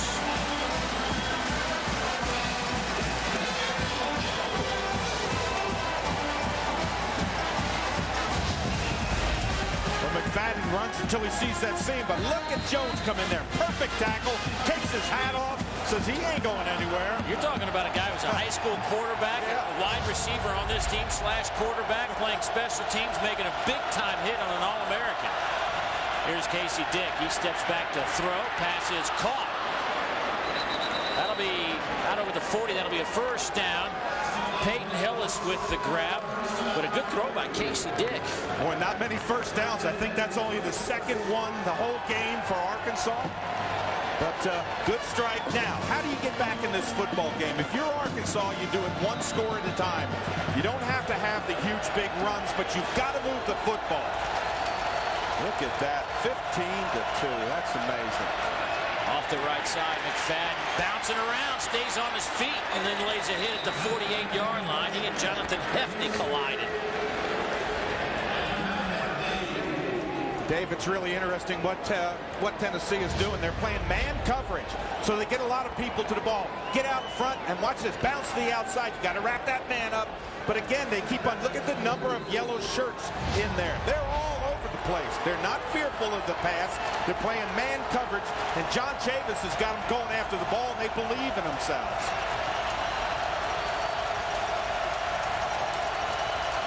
Second down and 2.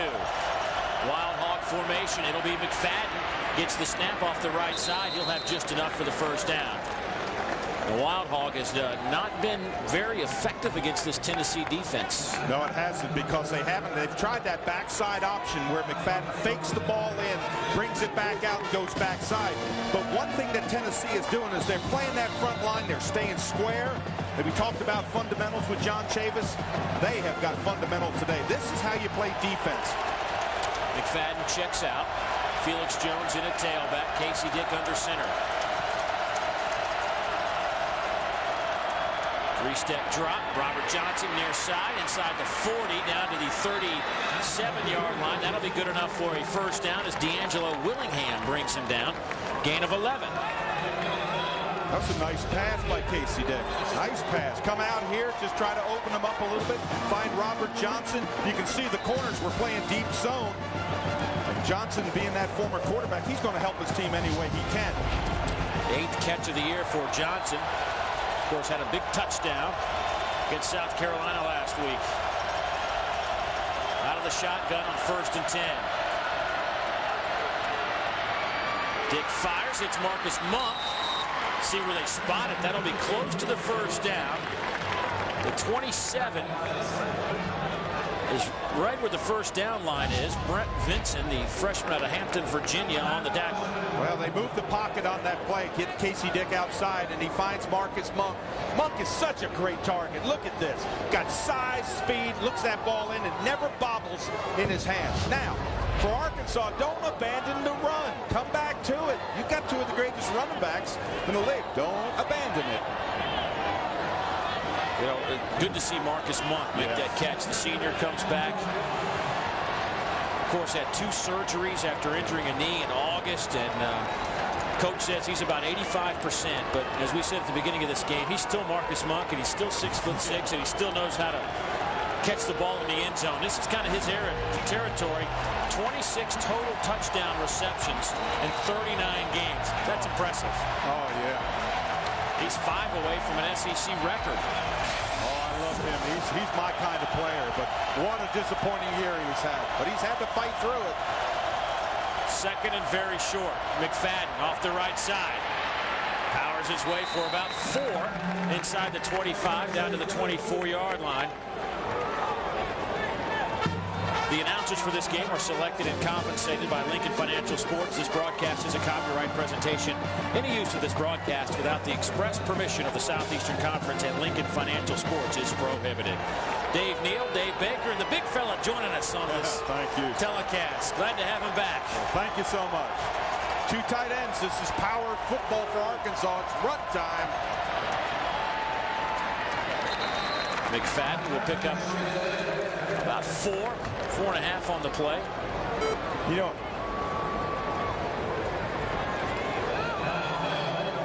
take a look at our red zone, powered by Honda Generators for the ultimate tailgating experience. In SEC games, his Tennessee defense has given up 13 touchdowns and 17 opponent opportunities. That's a pretty lofty percentage in terms of touchdowns. They'll try to slam the door on Arkansas. Right here, they're looking at a 2nd down and 6.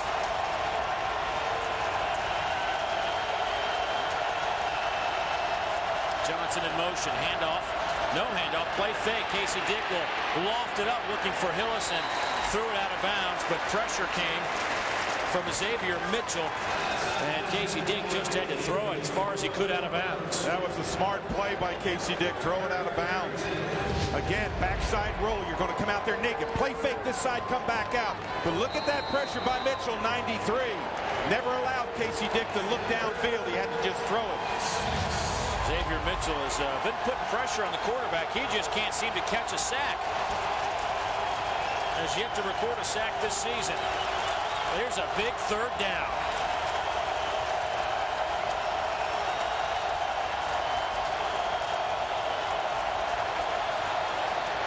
Flag comes in. Johnson with the catch. It'll be a 1st down if it sticks. And Dave, that's not going to stick. I watched it. I saw number 5. I could not believe it. Darren McFadden going forward. What was he doing? That's bad concentration. Can't believe him. He doesn't make mistakes. Illegal motion. Number 5 on the offense. 5-yard penalty from the previous spot. Repeat 3rd down. Wow, now you bring up a 3rd down and 11 after you just completed. Yeah, you just made the 1st down. You're exactly right. It's been that kind of day for the Hawks. It has been. I know who I'd go to. Number 22, Peyton Hillis. He's their clutch receiver. He's in the slot to the right. He 34 grabs on the season. Arkansas will take a timeout, and we'll take one as well. Back in a moment. SEC football is brought to you in part by your local Toyota dealers. Toyota keys are featured on LFsports.com. Felix Jones, we'll try to get a word on him, but 3 carries, 3 yards, and he is well back from the playing field.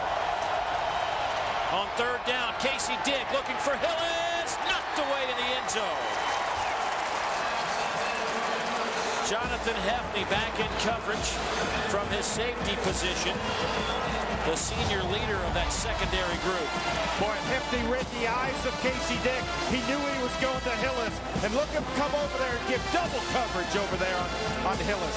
This is great recovery. Look how high Hefney goes up for the ball. I think if Hefney doesn't come over from the safety spot, Hillis catches that one. Boy, you just you wonder. It was Arkansas had completed the pass for the 1st down, and the illegal motion moves them back 5, and now they're attempting the field goal. Alex Tejada, 1 out of 2 today, and this time delivers from 42 out. So they got 3, 27-6. They need a lot more. Back after a word from your local stations. 42 yards. 7:37 to go here in the third quarter. Ryan Vavra to kick it off, the junior out of Bentonville, Arkansas. 4 touchbacks on 72 kickoffs this year. He'll pooch this one to the right side, and a fair catch called at the 33-yard line by Frazier. Time for our Suzuki Way of Life performer, and it's backup fullback for Rob Jackson, the senior out of Little Rock, Arkansas. Check a look at that GPA, 4.0 in kinesiology. Already graduated. 4.0. Never even flirted with it. You added up my first and second semester, and we might get close to a 4. You're going to have to throw one of mine in, too. Out of the I formation, it'll be Foster bouncing around and turned a 3-yard loss into about a 1-yard gain. And Dave, if you're Tennessee right now, think of this. No interceptions. They had the 1 fumble that Ainge fell on. They've only had 3 penalties. They have played perfect football. If you're Philip Fulmer, you're thinking, don't make a mistake. If you're on the other side and you're Houston Nutt, you're saying, hey, anything right now would be welcome. You know, this defense is going to have to make a stop. They're going to have to force a 3 and out and get the football back. Absolutely. They haven't had a whole bunch of success in that. Well, field position has been horrible. This is one of those field positions where they're back inside the 40. Austin Rogers can't shake free of the Michael Grant tackle. And now you set up that 3rd down and relatively long. 3rd down and about 6. Our 1st and 10 line brought to you by IKBI Incorporated. IGBI, building vision, building relationships. But here's where you got to have absolutely. You got to have to stop. Yeah, you go in that 3-man line. It's a 3-man. It's called dollar. They got 7 defensive backs and 1 linebacker. Now come after him. They can bring so many different combinations. Well, they're going man underneath coverage. You can see that with the motion. They slough off the pass rush and drop 9, and it works. Quentin Hancock was the intended target, but now the Arkansas defense gets a 3 and out. Let's go downstairs. We told you about Felix Jones. Dave Baker has an update. Buzz. Yeah, Dave, can you say Raphael Little? Just talking with head trainer Dean Weber. And Felix Jones got hit on his quad on the opening kickoff return of the game. He's tried to loosen it up. It hadn't worked. They've now taped it, and he's riding a bike. And that's one of those things that when it tightens up and if it calcifies, it kept Little out for about a month. Yeah, Raphael just now coming back this weekend. Colquitt to punt it away. Norton back to return. He will take it at the 24-yard line. Well, enter our search for the South's biggest college football fans by logging on to AaronSuperFan.com. You can win a 42-inch flat panel TV and be featured on an upcoming broadcast. And this week's Superfan who's being featured is Benjamin Reese from Centerville, Georgia, who's an avid supporter of the Crimson Tide. Of course, he's probably watching the Tide and the Bulldogs. And right now, Alabama losing 17-9 to Mississippi State. But be sure to log on to AaronsSuperFan.com. McFadden in a tailback. Play action to him. Casey Dick under pressure, running and lofting it up. Off the fingertips and caught. Lucas Miller focused and locked in to make the grab. But Brett Vincent had his hand on the football and nearly came away with the interception. Well, number 88, Lucas Miller, was so wide open. Casey Dick trying to get a little bit of time, coming back out to the weak side, and he sees him right here. He's wide open, but he doesn't throw a strike. But he throws a tip pass. Miller comes down with it. Sometimes you got to be lucky. Better than good. Here's McFadden off the right side. Boy, Brent Vincent had his hand on that football. Now all of a sudden Arkansas is at midfield, and I think you can see some momentum swinging to Arkansas, and it started with the 3 and out. Absolutely. You said it. Their defense needed to make a stop. Somewhere on the field you got to make a stop. You got to get the enthusiasm back. Now their offense has the enthusiasm, but all you have back there right now is Darren McFadden. Felix Jones is not going to come back in this game. McFadden. He'll pick up the first down inside the 45 to the 44-yard line. Dan Williams trips him up, but move the chains. I mean, there's a lot of time left. 5:40 here in the third quarter, and you're down 21. This offense certainly capable of putting that many points up on the board. They average 41 a game. That is first in this league, 8th in the country. And the crowd knows it as they begin to make some noise. Pump fake. Dick over the middle looking for Hillis. Not a good throw from Casey Dick. No, but a good pattern by Hillis. He was wide open on that little slot play going down there. Coming out of the backfield, number 22 is very valuable. But he just, as he comes out of the backfield, slides around to the left side over here. That is wide open. Look at that. If he lays it in there, and Casey Dick, he knew it right away. You see that? That's a quarterback saying, golly, I had him. Well, now it's 2nd down and 10.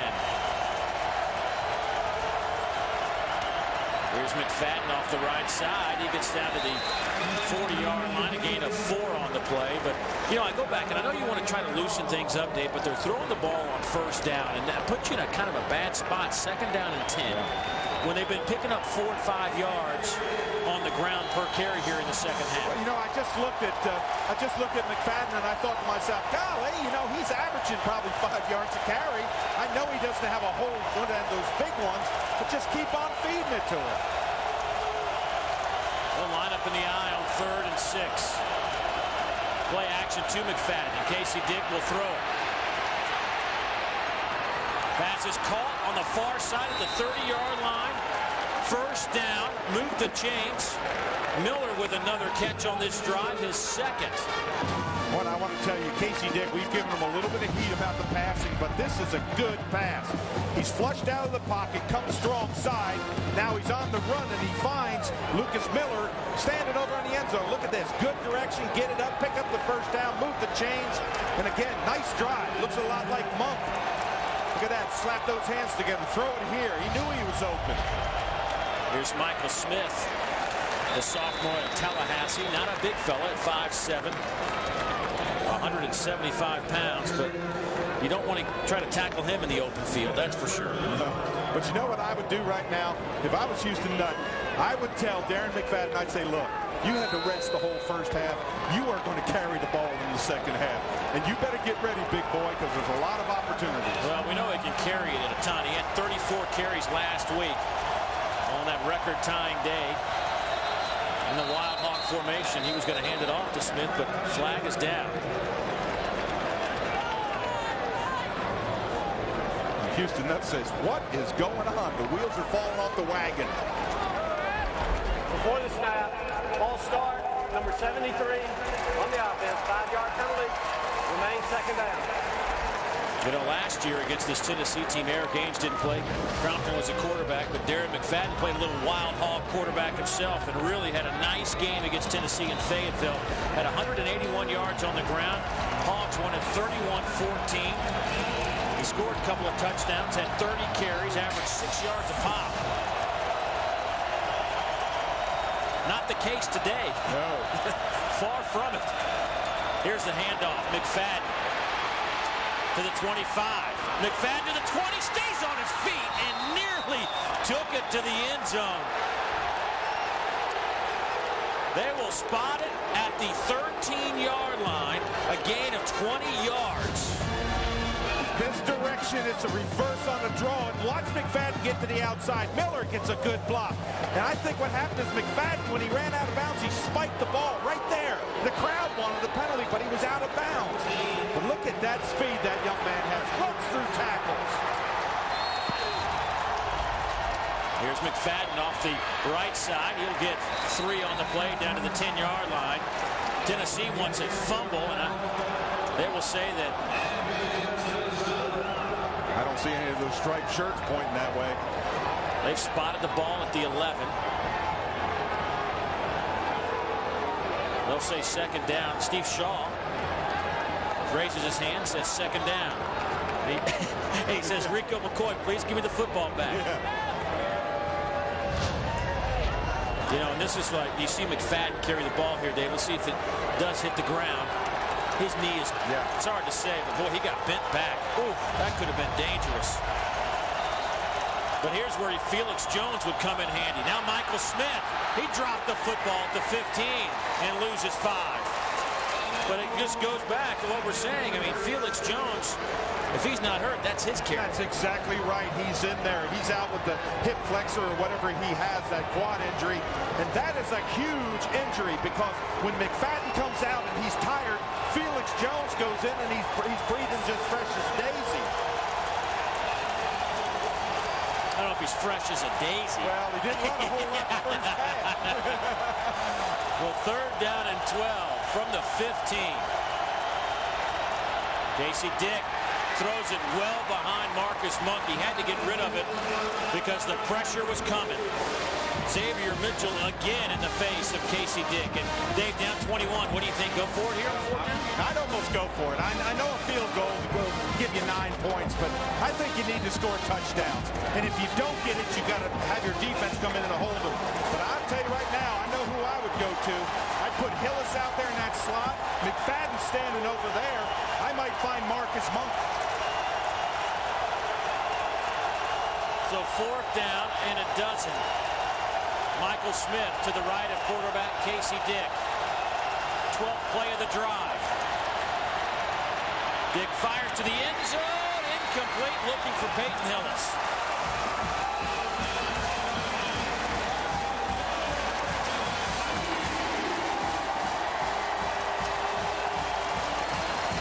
Well, the Tennessee fans love it, and they were going to Hillis, but this pass is just not there. That's not a pass you're going to catch. Too far out, let him too much. You got to give your wide receiver or your back a chance to catch the ball. You got to throw this thing where he at least has a chance. So Tennessee will take over a 12-play drive and no points for Arkansas. Arian Foster, who already has a 59-yard touchdown run this afternoon, is the single setback.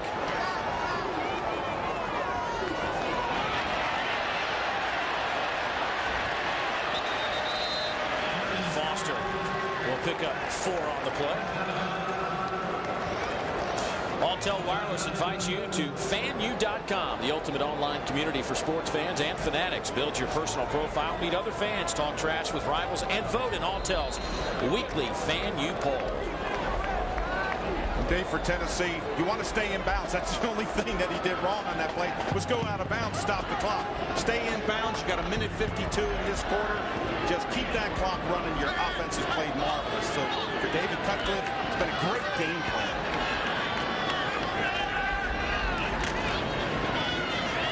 Here's Foster. Broke 1 tackle, couldn't break 2. Matt Hewitt with another stop from his safety position. Arian Foster today, Dave Rowe, has played big. Well, his motivation today was Darren McFadden because all he heard about all week was Darren McFadden this, Darren McFadden that. But Foster has just come to life. Look at this touchdown run. That's just, as we said, a stroll. 7.1 yard average per carry. We're saying wow Foster. We're not saying wow McFadden yet. You know, Arian Foster has kind of flown under the radar in terms of career rushers here at Tennessee, but he has a chance, if he stays healthy next year, to be this team's all-time leading rusher. Haynes will just have to throw it away. And how about the Arkansas D? They did what they were supposed to do. They came in here, they needed 3 and outs, and they've had 2 in a row as Foster and Hewitt exchanging phone numbers. But Arkansas's defense and Reggie Herring, they've done what they needed to do. Yes, they have. They've really responded. They had horrible field position in the first half, allowed Tennessee to drive down, get scores. But they have, you're right, 3 and out, 3 and out. Now your offense has got to score. And that penalty, nothing bigger than that penalty on that crossing pattern when they made that first down, brought it back. Norton back to return the Colquitt punt. No flag as Colquitt hits the turf, but a fair catch called for at the 41, and that's where Arkansas will take over. And there's 55 seconds to go here in the 3rd quarter, and they can't afford to waste much more time. Well, they need 3 scores. They've got to get in this football game. You know, we've said it over and over and over again, but boy, does the complexion of this offense change when you lose Felix Jones. Now you've got to score. Now you're not trying to control the clock. You've got to score quick. See Jones there. He's not going to come back. I can see that That wrap on his hip, that's a flexor.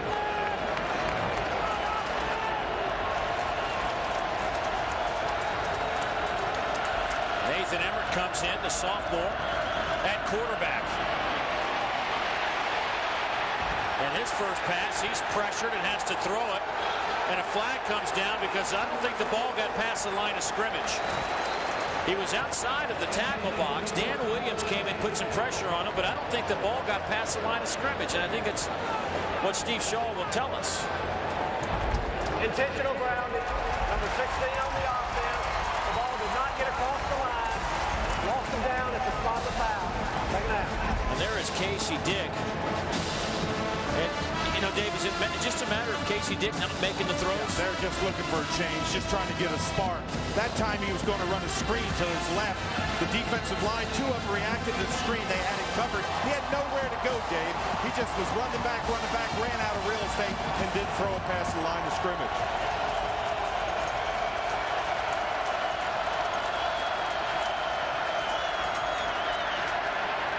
Emmert too strong for Marcus Monk.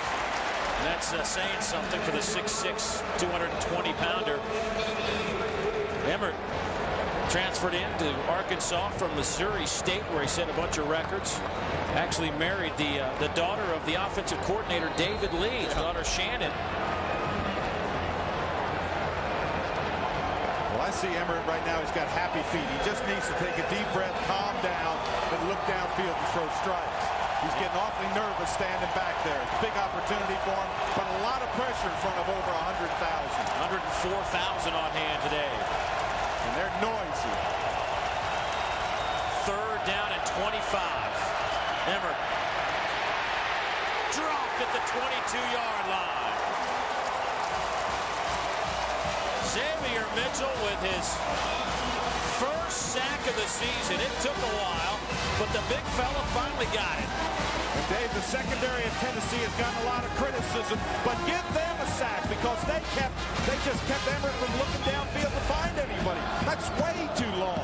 You can't run like that and give a big credit right there to Mitchell. He finally gets that first sack and gets that monkey off his back.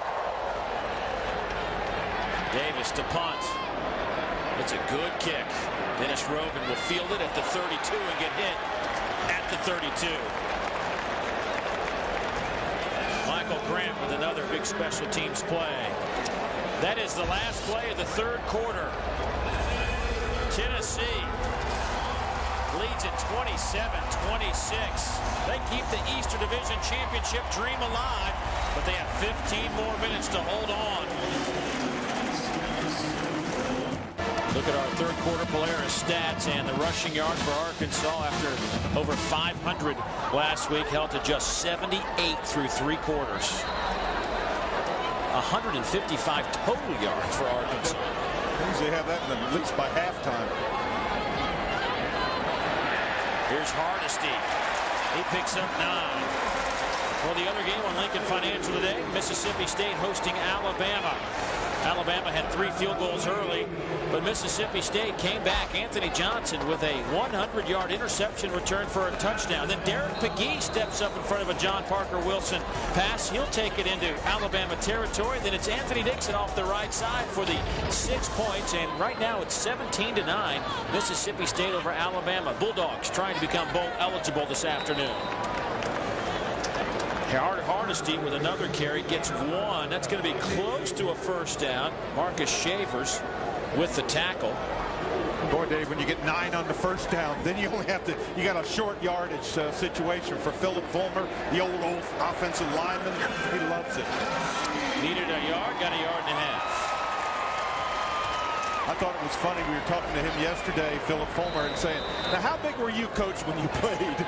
God. 217 pounds is what he said he played offensive line at. Today you've got 300-pounders. Everybody has 300-pounders. But what a fun guy to talk to. Philip Fulmer was great yesterday. He really was. As he said, there are 5 other coaches in the SEC East that like to be in his position. That is, control your own destiny. Hardesty gets a couple. Yeah, I always enjoy talking to Philip Fulmer, Dave. And you know, it's emotional day somewhat for him yesterday, because when he woke up, got the newspaper here in Knoxville, almost 200 of his former players took out a full-page ad in the paper, and it was an open letter from the letterman to the Tennessee fans and administration about what Philip Fulmer has meant to them. And they wanted, it wasn't anything about necessarily about keep him and all. He wants the administration to realize how much he meant to the program. And don't overlook that. Absolutely. I'll tell you one thing. That is the essence of coaching. When you have players respond like that, that's what coaching is all about. It's not about newspaper articles and things like that. Peyton Manning, one of many on that list. Offsides, number 97 on the defense. 5-yard penalty. Repeat second down. You know, when you talk about his accomplishments as a head coach, the list of other head coaches that he is involved with that have been in the business longer than 10 years, pretty impressive group. 765 winning percentage. Bobby Bowden at just under 76. Joe Pa, my old coach. Here's Hardesty, nowhere to go. Right back to the line of scrimmage. But, you know, anytime you can sport a 765 winning percentage playing in the Southeastern Conference, you got to think you know what you're doing. Well, you know what's amazing is people get used to that and they want more. So what a tribute to him. That article was just a beautiful article. 3rd down and 4 now.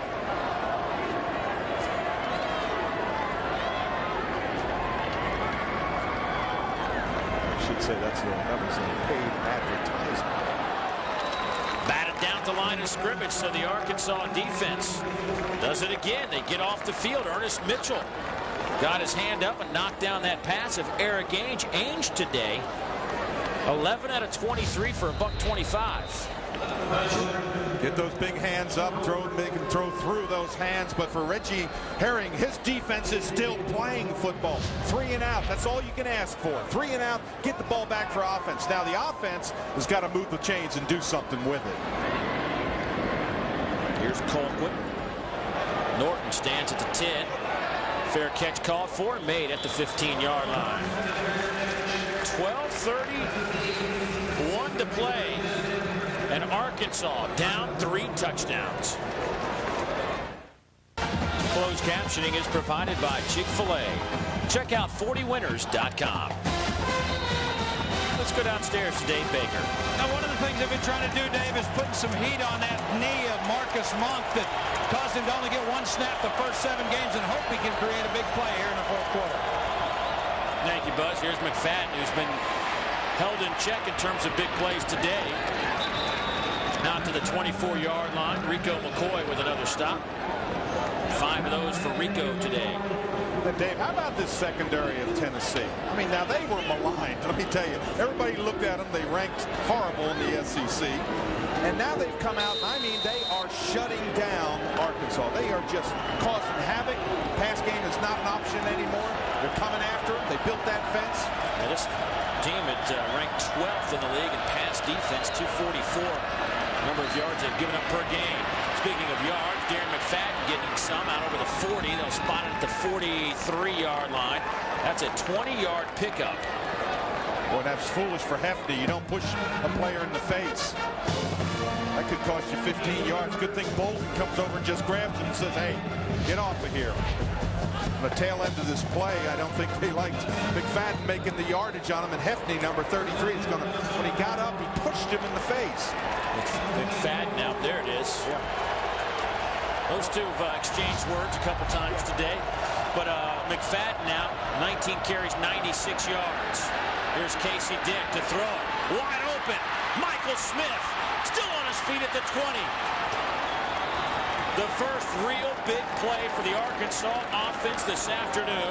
It goes for 36 yards. And it's a double reverse and a pass. You talk about a lot going on.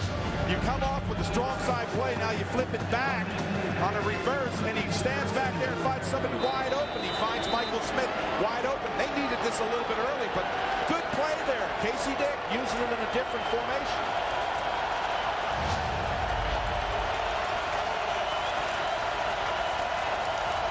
Lucas Miller to the top. But the handoff will go to McFadden. Alex Wilson, the junior out of Memphis, gets credit for the tackle. Now you look at the time, 10:50 left, clicking down. You still have a chance to get back in this football game if you're Arkansas. It's going to take some real miracles, but you need 3 scores. You get one here, you hold them, get 3 and out, get another one. You can get back in this football game, and Houston Nutt knows it. Second down and 9. Looking for Monk. Double coverage right at the goal line, incomplete. Brent Vincent, one of them in on that coverage. I think it may be Vincent down. Yes. Vincent, the freshman out of Hampton, Virginia, cousin of Falcons defensive back Jimmy Williams, who played at Virginia Tech. This is throw up, see if you can get the Monk. Hefney comes over and helps a little bit, but great coverage there by Vincent. John Chavis told us, said, hey, we're young back there, but we've got talent. Might have been from the referee falling on him.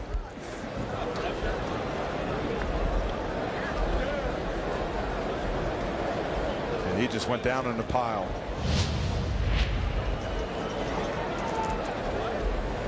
Vincent has an interception this season. An interesting story. You know, he didn't even start playing football until he was a junior in high school. And here he is as a true freshman playing starting corner in the Southeastern Conference. Yeah, good to see him up running. He'll be back. Take a play off.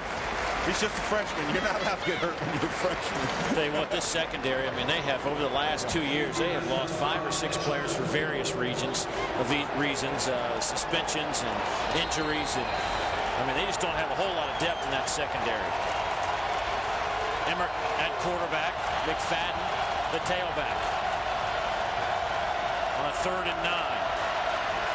Pressure comes, swing it to McFadden. There are 4 orange jerseys. There was nowhere. I don't care if you had an S instead of a 5. You were not going to get past that orange defense. No, reacted very well to the ball. Great play. And he is just a magnet for orange today. Wherever he goes, he's going to have people in his face. Dump off pass and look at the orange shirts come in. 1, 2, 3. There's 4, 5 coming in there. Everybody's reacting after him. On 4th down, John Chavis' defense has stopped Arkansas on 1 prior 4th down attempt in the red zone. See if they can do it again.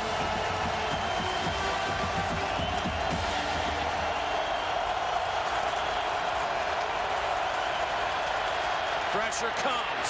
Emmert gets the pass off. It's caught. Where's the spot? At the 9. That's Monk. And I think he'll get it. Monk says, I have it. Emmert says, what's going on? Let's see if he had control of it going. They're going to say incomplete pass. I don't see it that way from that angle. Let's see it again. There's the catch, foot's down. Oh, it may be coming loose from the backside. I don't know that he ever dropped it. I don't know. Let's see right here. Watch right here now. He's got the ball, foot down. That's a catch. I think it's a catch. Foot down. Again, watch. Catch, foot's down. Knees down. Yeah, exactly. I think that's a catch. And it's Arkansas's only hope to stay in this game. Well, good move here, and watch the concentration. Good read out. That ball is tucked away. Yeah, knee down. That's a catch. Knee down. Yeah, I believe so too. I think this will be overruled. There's the catch, clean. You don't see a bobble. Okay, now watch. Knee down, ball's down. Let's take one more. There's the catch, knees down. He had the ball right up inside. He's too good. Now I see it at the end on his thigh. That's what's great about instant replay. Get it right. Yeah, exactly.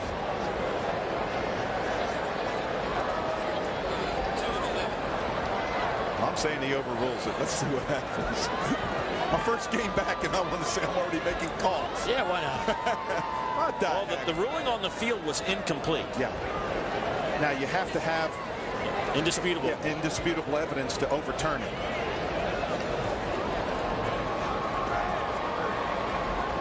They look at it from every angle that we have. Houston Nutt saying, hey, he caught it.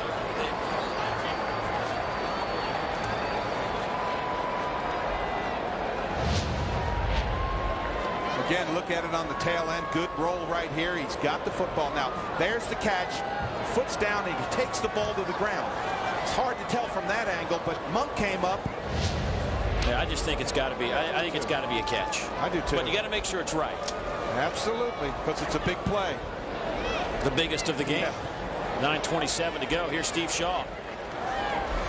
After review, the ruling on the field is reversed. It was a catch. It will be first and goal at the 9.5-yard line.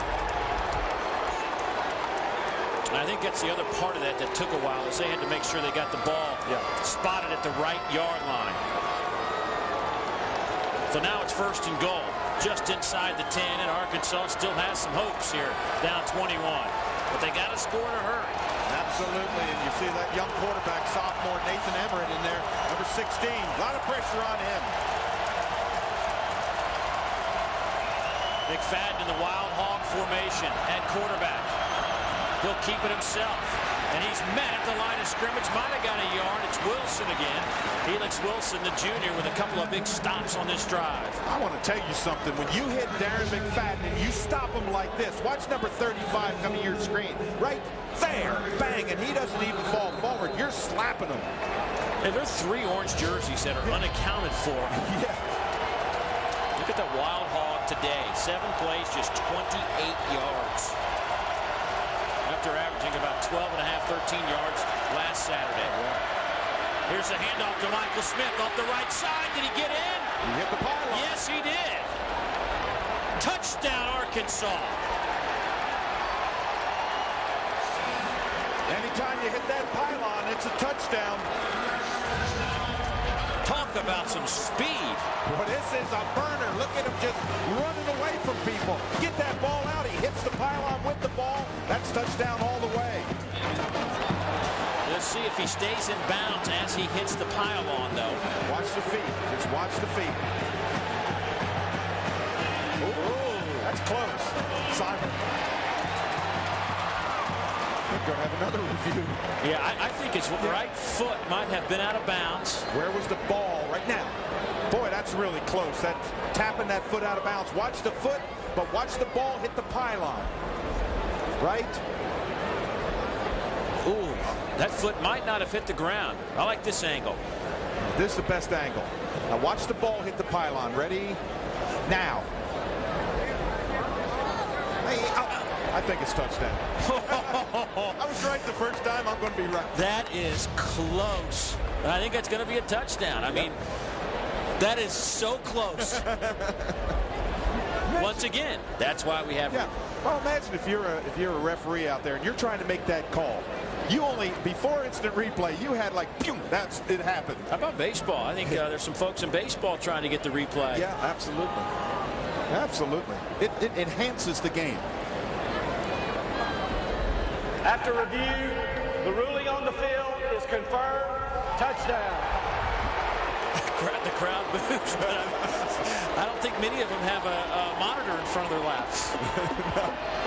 But boy, was that some speed. You were right. Michael Smith coming around there.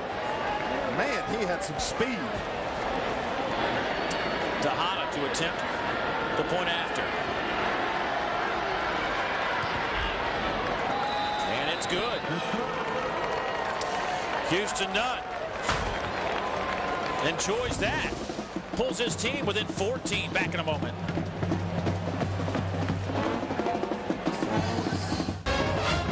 (27-13). Arkansas stays in it with a touchdown drive.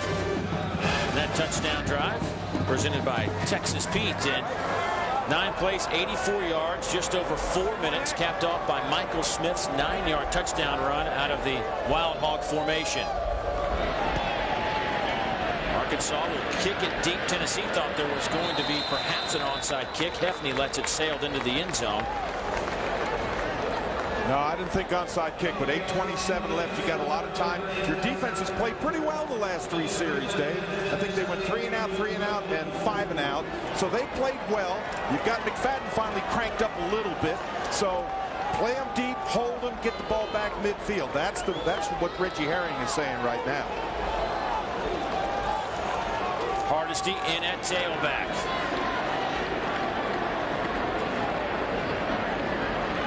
Off the right side to Hardesty, gets 2 on the play, maybe 3.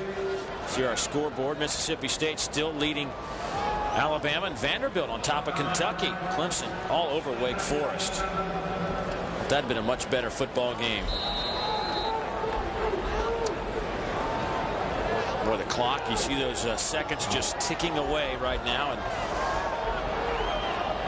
this Arkansas defense needs to slam the door here on 2nd down and 7. And you know they only have 2 timeouts for Arkansas. They burned 1 early. That hurts them.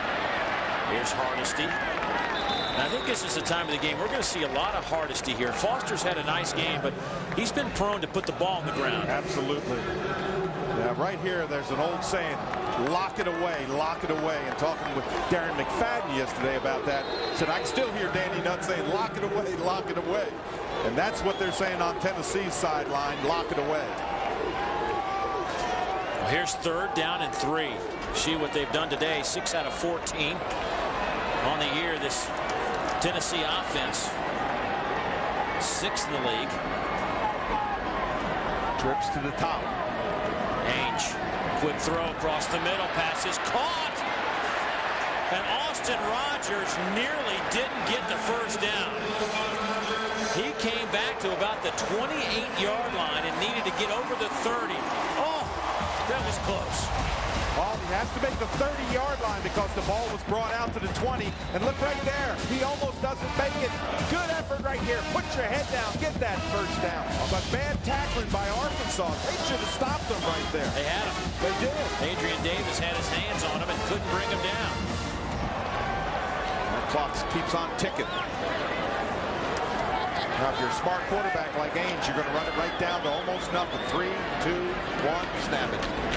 Here's Hardesty off the right side. Monterio out to the 34-yard line. Tennessee playing for a ton. Playing for it all, really.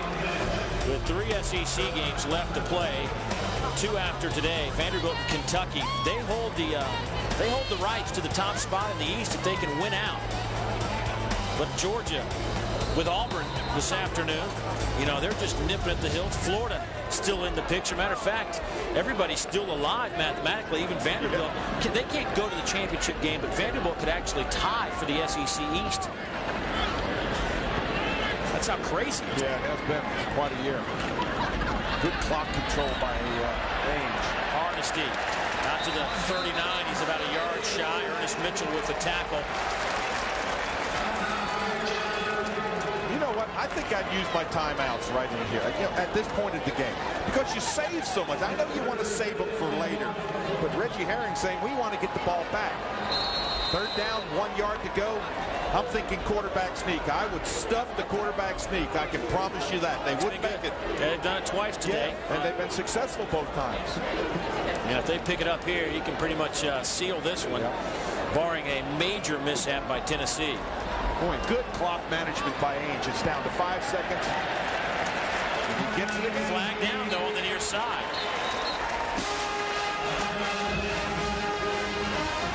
And there it is. Now, this would be interesting if it's against Tennessee. That could back them up and make it a 3rd down and 6 situation. And now you're talking about a whole nother ball game. I'm wondering whether they were set on the line of scrimmage. Let's see. Offside. Number 90 on the defense. Lined up offside. 5-yard penalty. It will result in a 1st down. Boy, Arkansas has done that 3 or 4 times today. See, Reggie Herring, boy, that's a man who plays with some enthusiasm. He certainly played at Old Florida State with some enthusiasm, didn't he? If they'd let him, he'd play right now. I know. I'll tell you. What's he, the 3rd leading all-time tackler at Florida State still? Here's Hardesty. He gets a couple. Terrell Richardson with the stop. The Dave, that play hit the ground at about 450. How about it, Buzz? You down there? Hey, Dave, you know, earlier on, we've seen Austin Rogers. Wasn't a guy that had a big name, but he's made some huge catches in this game. And he's a guy that came off a medical red shirt last year. He had mono, he had an injury, and then earlier this year, he keeps playing. When he got hit in the mouth so hard against Mississippi State, he had to get stitches. And just another one of those guys you're used to hearing so many of those big names in the receiving corps in Tennessee. This group, maybe not that, but they've certainly got the guts to get out there and make the tough catch. Here's Hardesty. This receiving corps, Buzz, overall this season, perhaps the biggest question mark on this team. Not perhaps, it was after what they lost a year ago. But these guys, if you throw in tight end Chris Brown, they have been more than decent. They have been really, really solid. Lucas Taylor's come out of nowhere to have 52 grabs. Rogers and Briscoe, 35 each. Those three guys ranked in the top 10 in receptions per game. And then Chris Brown with his 32 grabs, who Coach Cutcliffe says is one of the smartest players he's ever coached. And he says when he's on the recruiting trail, he's looking for guys like Chris Brown. Chris Brown said that's the nicest compliment anybody could say. You better flat out believe it. But, you know, for David Cutcliffe and his staff, I mean, it was a total redo. They lost all their receivers, and they lost some really quality receivers. Timeout, Arkansas. That's their second timeout of the second half. We'll take the timeout as well. Back in a moment. Tennessee leading Arkansas 27-13. Tennessee has to line up and punt it on 4th down. On 4th and 6.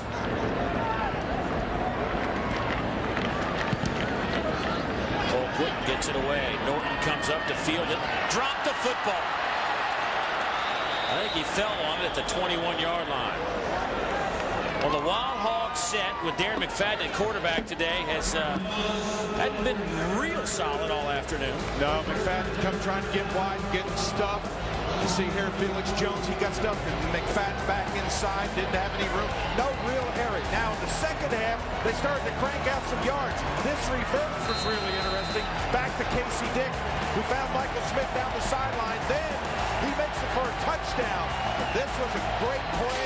The Wild Hog did respond, but maybe a little bit too late, Dave.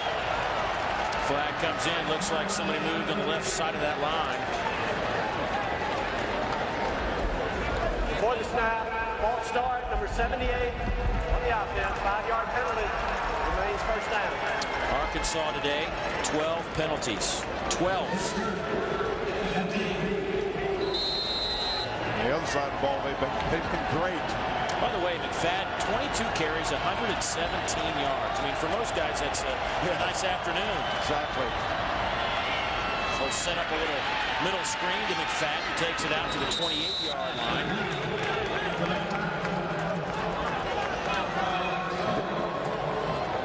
There are Charlie's O zone. McFadden in November has been awesome. 157 yards a game, 10 touchdowns.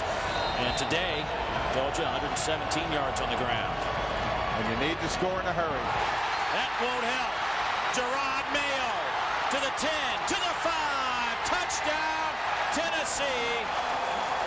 And how perfect an ending with the defense scoring a touchdown. Absolutely. Highlighted two players. We highlighted number 5, Rico McCoy. We highlighted Gerard Mayo, number 7. And for John Chavis, is exactly what he wanted. Build a fence. Those two linebackers have got to play well, he said. This is playing well. Mayo told us, he said, I'm ready to play. He said, I've heard all I want to hear about Arkansas. Well, he responded on that one.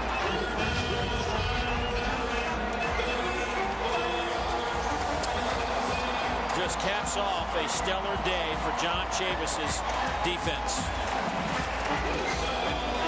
I'll tell you, they came in with a great plan. I mean, they talked about build a fence and all that stuff and don't open the gate. Well, you know, they had to make some tackles. They couldn't have missed tackles, and I think they've done a great job in containing the Arkansas running game, and it shows in the scoreboard. Back in a moment. They Nathan Emmer came in to play some quarterback for Casey Dick and just threw the interception. And he's been sitting over there as all his teammates have come by and said, keep your head up. And that's got to be a tough feeling for guys. You know, it's a tough situation to come in off the bench. Your team's down 21, and you're expected to lead them down the field. You got to be a miracle worker. Nothing else has worked today, but he just never saw Mayo at that linebacker spot dropping back in his zone. Just never saw him. He read him off, looked, just never saw him step in front. That's a young mistake. It is back to a 21-point game with just 2:46 to play.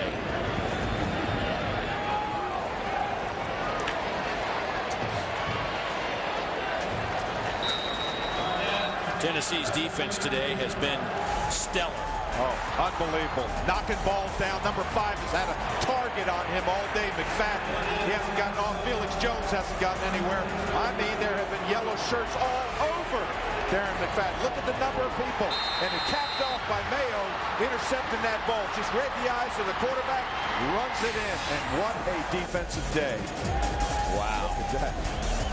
They have... Maybe we can get one more look at that after this Michael Smith run, just to compare the numbers today versus the season. And you're talking about the highest scoring offense in the country, or in the SEC coming in here, 8th in the country. And the numbers are astronomical compared to what they have done this season. This defense has taken a lot of shots. Well, they turned the ball over. That was big. They had some 10-play drives. That was big. There goes Michael Smith. And a big hit out to 45 by the freshman Eric Berry out of Fairburn, Georgia. A guy that can play corner or safety. Well, I'll tell you now, Berry knows how to tackle. That's how you tackle. You don't tackle to somebody, you tackle through them. And Berry just ran over there and ran right through him. He's just a freshman. Going to hear his name a lot in the next few years. Here's Casey Dick. Pass caught by Carlton Salters.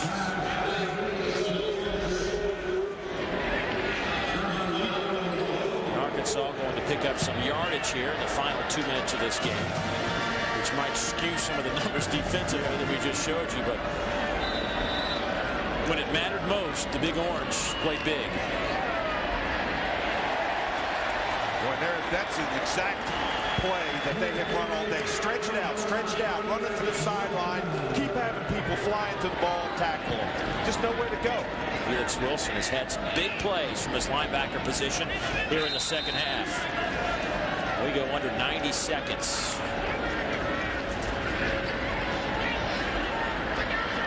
Here's Monk. He'll get out of bounds. You see him hobbling. Boy, he is hurting. Boy, talk about him and Felix Jones hurting in the same team. I just hate that for Marcus Monk because he's such a wonderful player. I mean, what talent. You know, he came back to be a part of something special. Yeah. And he gets hurt right before preseason, right before the season starts. And, you know, people forget, not only is he an outstanding wide receiver, he's an outstanding student. Well, and I'll tell you something, too. As a wide receiver, you can't play through injuries. Those old offensive linemen, defensive linemen, you can get stoved up and sore and work your way out of it. But when you're a player like Marcus Monk, you can't play through it. I mean, it's impossible. McFadden's day, 22 carries, 117 yards. Yeah, we're saying not a good day for McFadden. Over the middle, pass picked off. It's Eric Berry. Berry tackled at the 33-yard line. He had a 96-yard interception return versus Florida. Had a 52-yard fumble return versus South Carolina. And now has a 61-yard interception return against the Hawks. Well, Tennessee just dropping in that zone coverage back there, just playing the long ball, and Berry just plays it perfect. Watching the eyes of the quarterback, looking downfield. That's 2 interceptions today for him, I believe. Had one right before the half. Yep. And that'll do it. Eric Gage, all he has to do is take a couple of knees, and this one is over with. Our other game on Lincoln Financial today is Mississippi State, Alabama. A live look in where Mississippi State leads by 5 with 38 seconds to go in that game. A win makes the Bulldogs bowl eligible. Who'd have thunk that? And that will be the 10th team in this league that is bowl eligible. Well, Sylvester Croom turned it around. He said he would, and he did it. Well, I think he's tired of hearing about signature wins. I mean, he's had a bunch of them now. And this is a pretty impressive signature win for this Tennessee team. I thought that they were out of the race a couple of weeks ago. Well, guess what, folks? If Tennessee can hold serve with 2 more games to go, they'll be in Atlanta on December 1st. Arkansas falls to 6-4. Tennessee goes to 7-3. We'll come back, have more in a moment. The Alltel SEC Game of the Week has been brought to you by Alltel Wireless, by O'Charley's, by Advance Auto Parts, by the new AT&T, and by Regions Bank.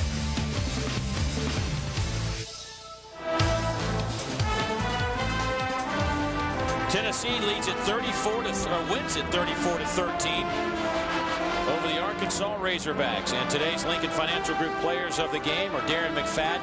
Slow start, but still finishes with 117 yards on the ground. And Gerard Mayo, he had just a fantastic afternoon. 9 tackles, and of course the ceiling interception return for TD. In recognition of their efforts, Lincoln Financial Group is pleased to provide $2,000 to the scholarship fund of the 12 member institutions of the SEC. Hello, future. And Alabama has just gone down to defeat 17-12 in Starkville. The Bulldogs pick up their 6th win. Congratulations to Sylvester Croom. We will come back.